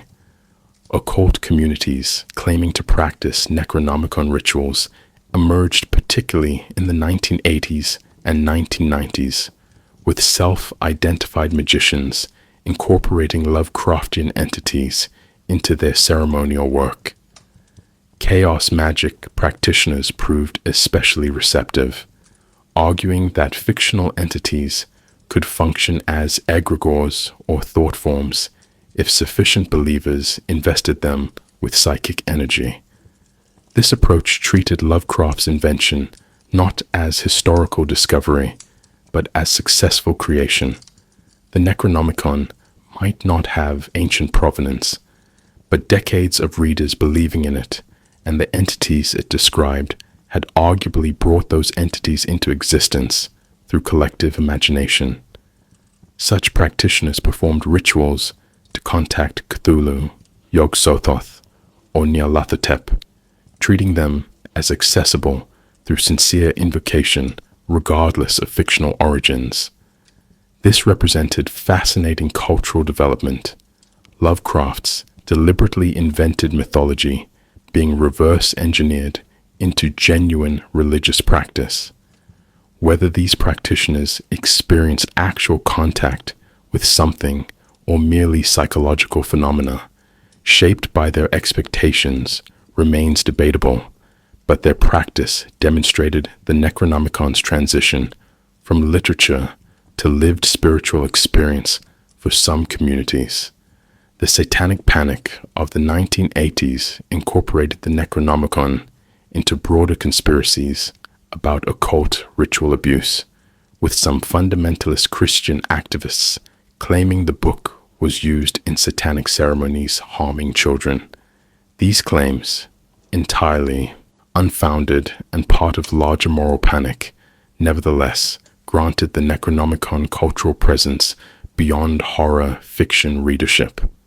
News reports and religious tracts warned about real grimoires, including Lovecraft's invention, treating it as equivalent to genuinely historical occult texts. Parents searched teenagers' rooms for copies. Therapists asked patients about Necronomicon exposure. Conspiracy theorists catalogued its supposed use in criminal rituals. This cultural moment, though based on fabricated or misremembered testimony, demonstrated how thoroughly Lovecraft's invention had escaped its literary origins to become cultural touchstone for forbidden knowledge generally. The book became shorthand for any dangerous occult text, its specific Lovecraftian content less important than its symbolic status as the grimoire you should not read. Internet-era creepypasta and digital horror storytelling revitalized Necronomicon mythology for new audiences, with forums and communities sharing found passages, translation projects, and warnings about digital copies supposedly corrupting files or causing psychological distress. These modern iterations adapted the grimoire concept for digital context, not a physical book, but PDF that deletes itself after reading, not library restrictions, but corrupted downloads, not madness from reading, but users disappearing from online communities after claiming to have accessed the real version. The SCP Foundation and similar collaborative fiction projects created their own equivalents, dangerous documents requiring containment, texts that alter readers' memories, books that should not exist but do. These digital age versions maintained the Necronomicon's essential function, forbidden knowledge that damages those who access it, while updating the mechanism for contemporary technological anxieties. The book's core appeal persisted, the simultaneously attractive and terrifying possibility that certain information might be genuinely dangerous, that knowledge itself could function as weapon or poison, that some texts are better left unread. Film adaptations of Lovecraftian material have struggled perpetually with the Necronomicon's visualization, as the medium demands showing what Lovecraft's literature could evoke through suggestion and withholding. The 1993 anthology film Necronomicon attempted direct adaptation, framing 3 stories with Lovecraft himself, Jeffrey Combs, breaking into a monastery library to read the forbidden book, experiencing the tales as visions. The film necessarily made concrete what should remain ambiguous. The book appears as a leather-bound tome with embossed symbols, its pages containing illustrations and archaic text, its reading inducing literal visions rather than gradual epistemic collapse. This visualization paradox haunts all visual media attempts. Audiences require something to see, but seeing the book inevitably diminishes it. The most effective film uses of the Necronomicon maintain some mystery. John Carpenter's In the Mouth of Madness, 1994, features a novel that drives readers insane, functioning as Necronomicon analog without direct reference, keeping the book's effects visible while its contents remain unknown. The challenge is fundamental. Literature can describe the indescribable through failure of description, but film must show something, and whatever is shown becomes definite, losing the productive ambiguity that made Lovecraft's original effective. Sam Raimi's Evil Dead franchise appropriated the Necronomicon concept while transforming it almost beyond recognition, creating the Necronomicon Ex Mortis, Book of the Dead, that summons demons and reanimates corpses. Raimi's version, bound in human flesh and inked in blood, functions as conventional horror prop, a cursed book whose reading unleashes supernatural mayhem, bearing little resemblance to Lovecraft's philosophical grimoire. The Evil Dead Necronomicon offers visceral, immediate horror. Reading passages summons monsters that can be fought, dismembered, temporarily defeated. This represents complete inversion of Lovecraft's concept, where the book's horror was cognitive rather than physical, attacking sanity rather than summoning attackable entities. Yet Raimi's version achieved massive popular culture penetration, meaning millions recognize Necronomicon primarily through Evil Dead rather than Lovecraft stories. This created fascinating cultural layering. The name carries Lovecraftian gravitas and forbidden knowledge associations, but popular understanding comes from completely different tradition. The book became brand rather than specific concept, a signifier for dangerous occult text, applicable to any horror narrative, regardless of whether cosmic insignificance or demonic invasion provides the threat. Gaming's systematic codification of the Necronomicon, particularly through Chaosium's Call of Cthulhu RPG, launched in 1981, fundamentally altered how audiences engage with Lovecraftian material by transforming suggestion into statistics and mystery into game mechanics. The RPG required precise quantification. Reading the Necronomicon costs 1d6 sanity points per week of study, grants specific percentile increases to Cthulhu's mythos skill, contains learnable spells with defined game effects. This systematization served gameplay necessity. Players needed to know mechanical consequences of reading the book, but evacuated philosophical horror in favor of resource management. The Necronomicon became power-up with costs, dangerous tool that savvy players could exploit for advantage despite sanity loss. Later video games continued this trend. Alone in the Dark, 1992, featured the Necronomicon as collectible item. Amnesia, The Dark Descent, 2010, included forbidden knowledge mechanics. Bloodborne, 2015, incorporated insight systems where learning cosmic truths altered gameplay. These adaptations maintained surface Lovecraftian aesthetics while transforming epistemic horror into game challenge, something to be managed and overcome rather than force that inevitably destroys. The Necronomicon became achievement to unlock rather than testimony to humanity's cosmic irrelevance. Heavy metal and dark ambient music found natural affinity with Necronomicon imagery, bands adopting the grimoire as symbol of extreme forbidden sonic territory. Death metal pioneers, Morbid Angel, named albums after Lovecraftian entities and claimed the Necronomicon as spiritual influence. Their music pursued extremity that allegedly mirrored the book's philosophical assault on comfortable reality. Technical death metal band Nile built entire aesthetic around ancient forbidden knowledge, treating Egyptian mythology and Lovecraftian horror as overlapping traditions, their lyrics referencing the Necronomicon alongside actual historical grimoires.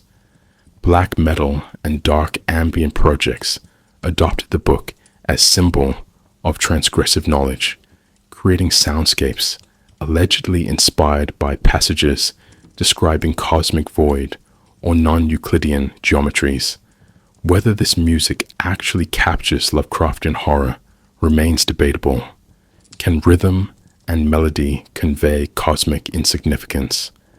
Does aggressive sonic assault equal epistemic collapse? but the adoption demonstrates the Necronomicon's cultural reach beyond literature. The book became aesthetic marker, signifying not specific philosophical position, but general orientation toward darkness, extremity, and forbidden territories of experience. The aesthetic of the forbidden book itself, cracked leather, human skin binding, dangerous symbols, pages that damage readers, became visual shorthand across media, often divorced from any specifically Lovecraftian content. Films, games, album covers, and graphic novels deploy Necronomicon-style books, ancient, weathered, covered in occult symbols, clearly dangerous. This visual language communicates immediately. This book should not be read, contains terrible knowledge, exists at boundaries of acceptable information. The specific binding material, human skin, appears frequently, though Lovecraft never specified this, matters less than the gestalt impression of age, forbidden status, and danger. Pop culture created standardized Necronomicon appearance through iterative borrowing, each version influenced more by previous adaptations than by Lovecraft's original non-descriptions. This resulted in paradox. The book most famous for never being fully revealed acquired highly specific, widely recognized visual identity. Contemporary audiences know what the Necronomicon looks like, despite Lovecraft never describing it in detail, a collective visualization that has become as culturally real as the book's fictional contents. Popular culture dilution inevitably followed widespread adoption, with the Necronomicon appearing in contexts that strip away philosophical weight in favor of brand recognition. The book cameos in The Simpsons, appears as joke in comedies, gets referenced in casual conversation by people who have never read Lovecraft. This cultural saturation represents both triumph and defeat. Lovecraft's invention achieved recognition far beyond weird fiction audiences, but that recognition came at cost of depth.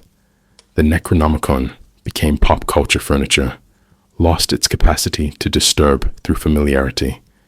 Yet perhaps this dilution is itself Lovecraftian. The forbidden book, so thoroughly revealed, so exhaustively catalogued and visualized, that it becomes safe, domesticated, no longer capable of inducing existential dread. The real horror might be how quickly culture can absorb and neutralize even cosmic horror, how efficiently mass media can transform testimony of humanity's insignificance into entertainment commodity. The book that should destroy sanity became t-shirt design. The grimoire that testified to our cosmic irrelevance became collectible prop replica, suggesting that no knowledge, however terrible, can resist cultural domestication if exposed sufficiently long. This cultural arc may vindicate Lovecraft's original insight. The Necronomicon was most powerful when it did not exist, when it remained suggestion rather than specification, and every attempt to make it concrete, whether through film visualization, gaming statistics, or commercial publication, inevitably diminished what made it terrible.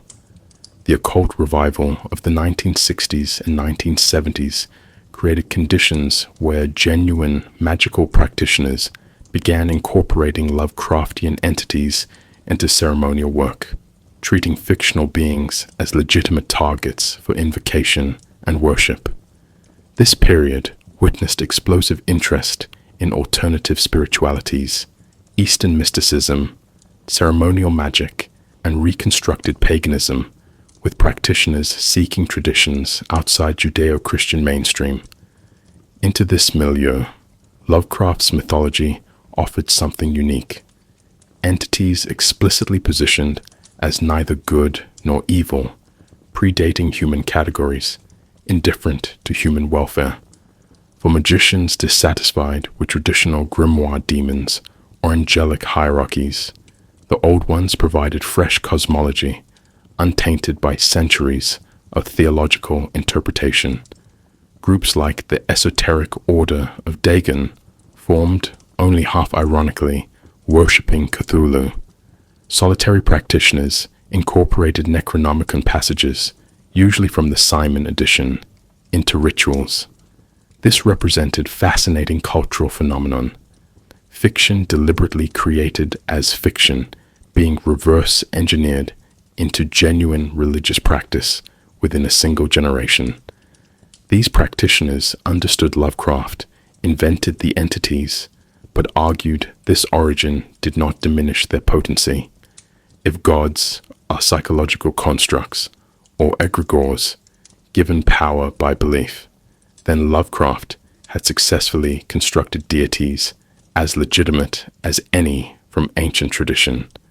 Chaos magic theory, particularly as articulated by practitioners like Peter Carroll and Phil Hine in the 1980s and 1990s, provided philosophical framework for treating fictional entities as magically operational.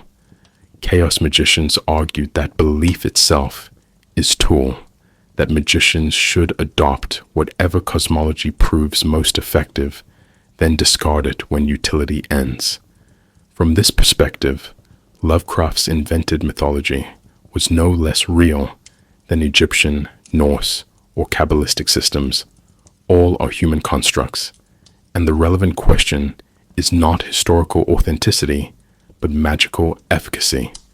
The Necronomicon thus became legitimate grimoire within chaos magic practice, not because it was ancient, but because it functioned. Rituals produced results. Meditation on the entities yielded experiences. The system provided workable magical framework.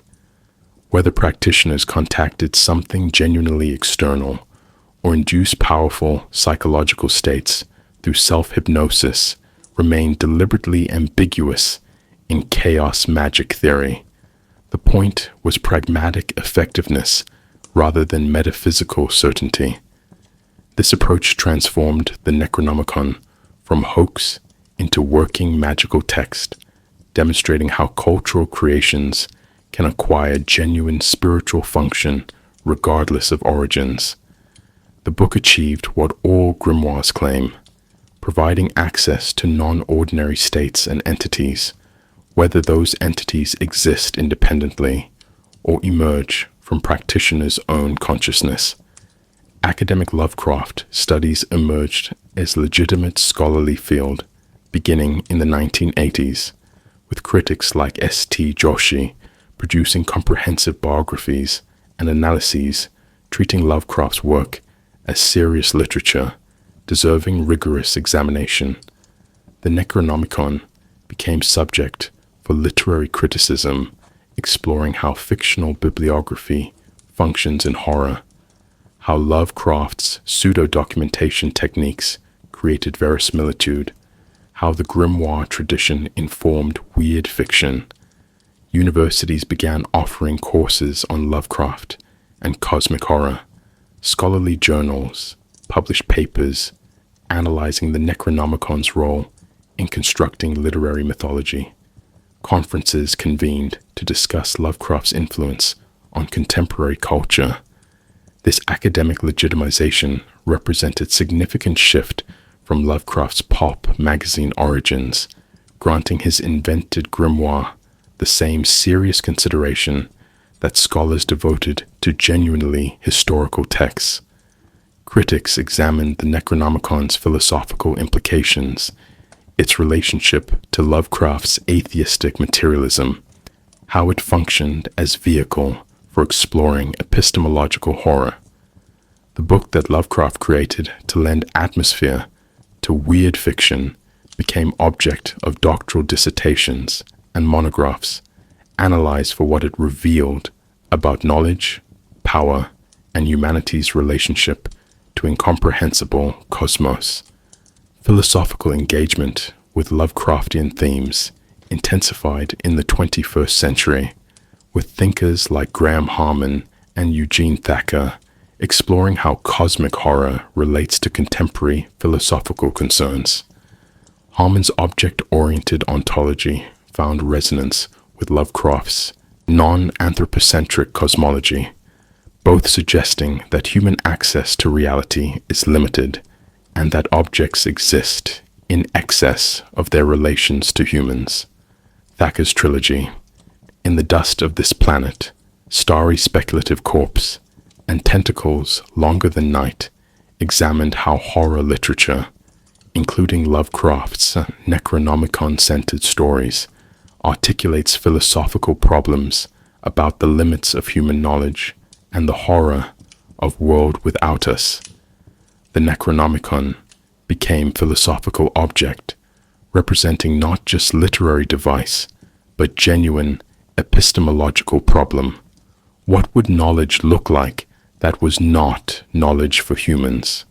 How would information structured for non-human consciousness appear to human readers?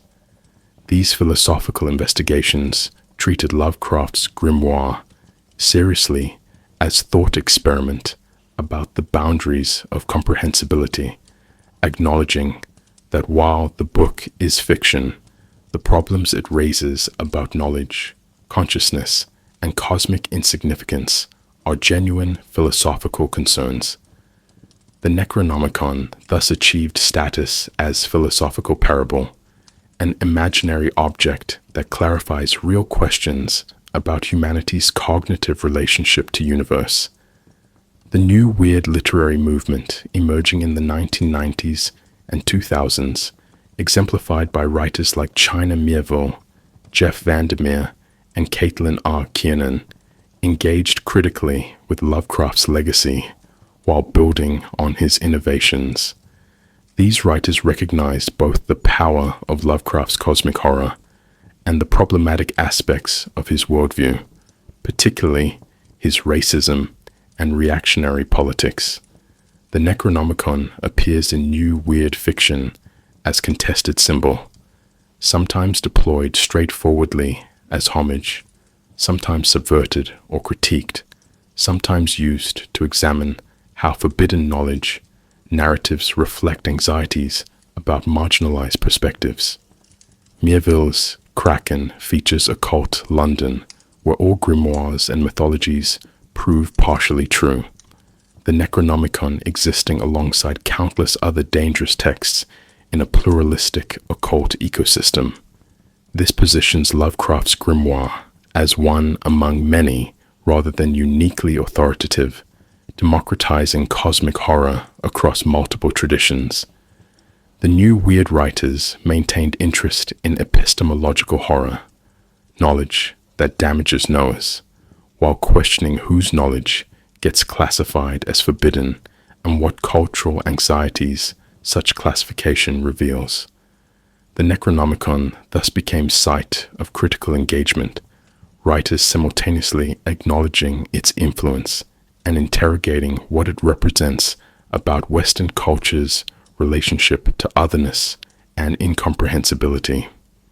Fan scholarship represents another dimension of the Necronomicon's academic afterlife, with enthusiasts creating wikis, concordances, and timeline reconstructions, treating Lovecraft's mythology as historical record requiring documentation.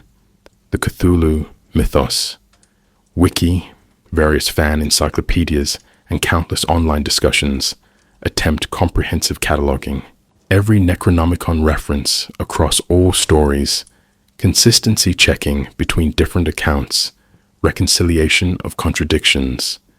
This fan scholarship mimics academic practice, careful citation, attention to textual evidence, structured debate about interpretation, while treating fictional text as though it were genuine history requiring archaeological reconstruction. Some fans acknowledge the fictional status while pursuing scholarly rigor as elaborate game. Others inhabit ambiguous space where the line between fiction and belief blurs deliberately. This collaborative knowledge production creates what might be called phantom scholarship, genuine intellectual labor devoted to non-existent object, communities debating fine points of texts that never existed, building interpretive traditions around imaginary grimoire. The Necronomicon thus achieved what Lovecraft intended but could not have predicted: a text with extensive scholarly apparatus and interpretive community despite never being written, a grimoire real in every way except physical existence, a book that exists because sufficient people collectively maintain its existence through sustained intellectual engagement. The Necronomicon endures because it articulates distinctly modern anxieties about knowledge itself, speaking to an era where information abundance creates its own form of cognitive terror. Lovecraft wrote during the early 20th century, when scientific discovery was rapidly expanding humanity's understanding of cosmic scale, geological time, and evolutionary insignificance. But his grimoire resonates even more powerfully in the 21st century's information age. We live surrounded by knowledge we cannot fully process, scientific papers we lack expertise to understand, historical archives too vast to comprehend, data streams exceeding human cognitive capacity. The Necronomicon's horror: that knowledge exists which human consciousness cannot safely integrate, feels increasingly literal rather than metaphorical.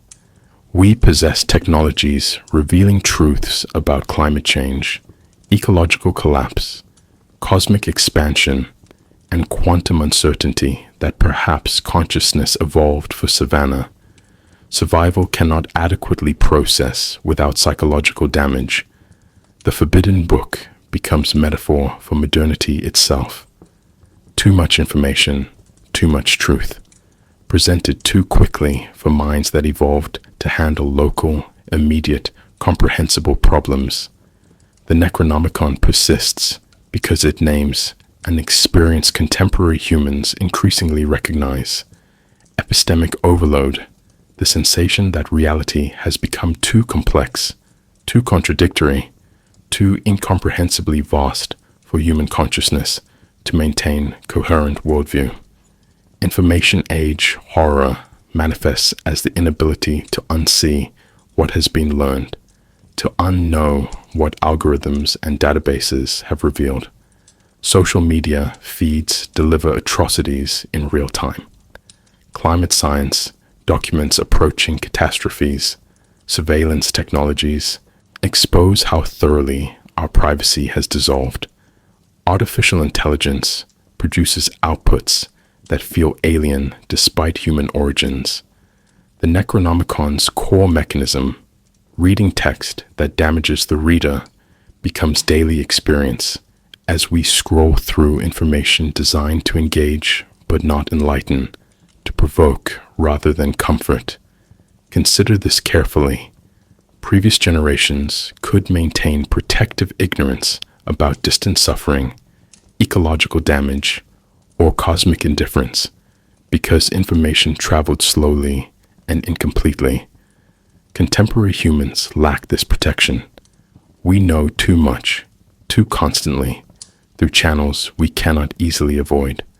The forbidden book is now always open, its pages refreshing perpetually with new horrors, new evidence of humanity's inability to solve the problems we create, new demonstrations of our cosmic insignificance. Lovecraft's century-old invention has become weirdly prophetic, not because he predicted specific technologies, but because he articulated the psychological structure of living with knowledge incompatible with psychological equilibrium. The book, as metaphor for traumatic knowledge, operates with uncomfortable precision, as Lovecraft's fictional grimoire maps surprisingly well onto how trauma functions in human consciousness.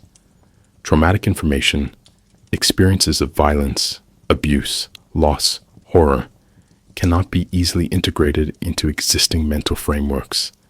The mind that encounters trauma must somehow accommodate data that contradicts assumptions necessary for feeling safe in the world. Therapists speak of trauma as something that breaks people, that fragments consciousness, that creates dissociation between experience and meaning. The Necronomicon functions identically. It presents information that consciousness cannot accommodate without fragmenting, knowledge that breaks the protective fictions, allowing daily functioning. This parallel suggests Lovecraft was not merely creating effective horror device, but articulating something genuine about how consciousness relates to incompatible information. The book's madness-inducing properties mirror how actual traumatic knowledge operates, not through supernatural influence, but through psychological mechanics, whereby certain truths simply cannot be integrated without damage. Whether the trauma is personal violence or cosmic revelation matters less than the structural similarity. Some knowledge exceeds consciousness's capacity to absorb while maintaining coherence. Lovecraft's materialist dread gains fresh relevance in an age of cosmic discovery, where science confirms humanity's cosmic insignificance with increasing precision. Exoplanet research reveals billions of potentially habitable worlds, suggesting life is likely common, and humanity is almost certainly not unique. Deep time research places human civilization as incomprehensibly brief moment in Earth's history, our entire species, a recent experiment in consciousness that may prove evolutionary dead end. Quantum mechanics reveals reality operating according to principles that violate intuition at fundamental levels, suggesting our everyday experience is convenient fiction rather than accurate perception. These scientific discoveries vindicate Lovecraft's fictional cosmology. The universe is not designed for humanity. Our existence is cosmically accidental. Reality's structure is incompatible with human psychology. The Necronomicon becomes increasingly non-fictional as metaphor, not because ancient grimoires exist, but because actual scientific knowledge now delivers the same existential horror Lovecraft imagined his fictional book containing. We do not need the mad Arab's testimony when peer-reviewed astrophysics, evolutionary biology, and geology testify to identical truths. Humanity is recent, local, probably temporary, and cosmically negligible. Digital Necronomicons emerge in contemporary anxieties about artificial intelligence, algorithmic knowledge, and information systems that feel alien despite human creation. Large language models produce text that seems intelligent, yet operates through statistical patterns rather than understanding. Recommendation algorithms know our preferences better than we know ourselves. Neural networks recognize patterns invisible to human perception. These systems generate knowledge, predictions, analyses, creations through processes we only partially understand, using training data too vast for human comprehension, producing outputs that feel simultaneously familiar and uncanny. The Necronomicon becomes apt metaphor for AI-generated content, information created by non-human intelligence, technically readable by humans, but structured according to alien logic, potentially dangerous in ways we cannot fully predict. When users report that interacting with sufficiently advanced AI feels unsettling, that generated text sometimes produces cognitive dissonance or unease, they describe the Necronomicon effect, encountering information that appears meaningful but originates from consciousness fundamentally different from human thought. The Forbidden Book is being written in real time by machine learning systems, its pages filled with outputs that humans can read but perhaps never fully comprehend because they emerge from statistical rather than experiential understanding.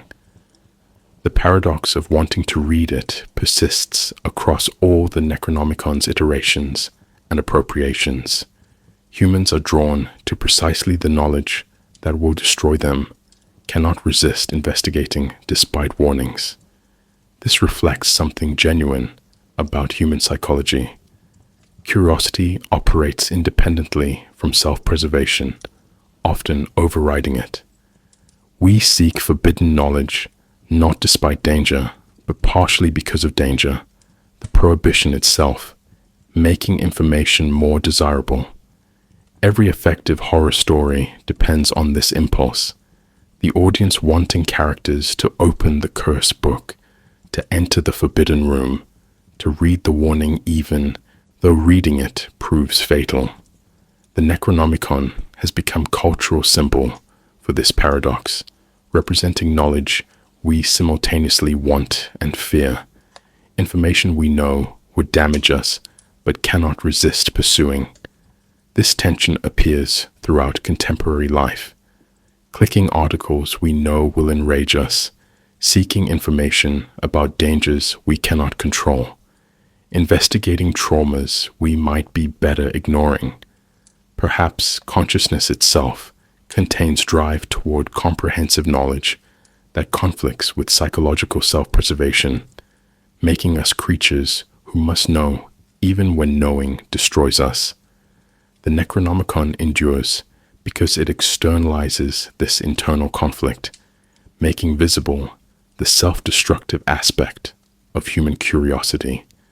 Why horror of knowledge resonates with particular intensity in the 21st century relates to epistemological vertigo, the sense that reliable knowledge has become impossible when experts disagree, institutions prove corrupt, and information abundance makes verification overwhelming. We live in an era where conspiracy theories proliferate because distinguishing truth from fiction has genuinely become difficult, where deepfakes and AI-generated content blur reality and fabrication, where opposing political factions cannot agree on basic facts. The Necronomicon's horror was always epistemological. It was not that the book contained lies, but that it told truths consciousness could not bear. Contemporary culture faces inverted problem. Not too much truth, but too little certainty. Not knowledge that destroys sanity, but information chaos that prevents knowing anything reliably. Yet both situations produce similar anxiety, the feeling that ground has shifted beneath cognition, that the frameworks previously allowing confident understanding have collapsed, that we might be mad, or the world might be mad, but determining which is impossible. Lovecraft's grimoire warned that some knowledge would drive readers insane. Contemporary experience suggests that too much contradictory information achieves similar effect, fragmenting consciousness not through revelation, but through sheer incompatible inputs, overwhelming processing capacity. The book's power lies in never existing, never being definitively written, remaining forever multiple and contradictory, much like contemporary information itself, which exists in superposition of competing claims, none fully verifiable, all demanding attention and generating anxiety through their incompatibility. The Necronomicon was always the book that should not be read, and perhaps we now understand why. Not because it contains specific horrors, but because it represents knowledge structure incompatible with psychological stability, information that cannot be integrated without damage. And yet, we keep reading, keep searching, keep trying to know what should remain unknown, because consciousness apparently contains self-destructive drive toward total knowledge that makes us fundamentally Lovecraftian creatures, pursuing understanding that will inevitably destroy us, reading the pages we know we should close, opening the books that should remain sealed. The Necronomicon endures because it articulates this peculiarly human tragedy. We are creatures who must know, even when knowledge is the thing that kills us.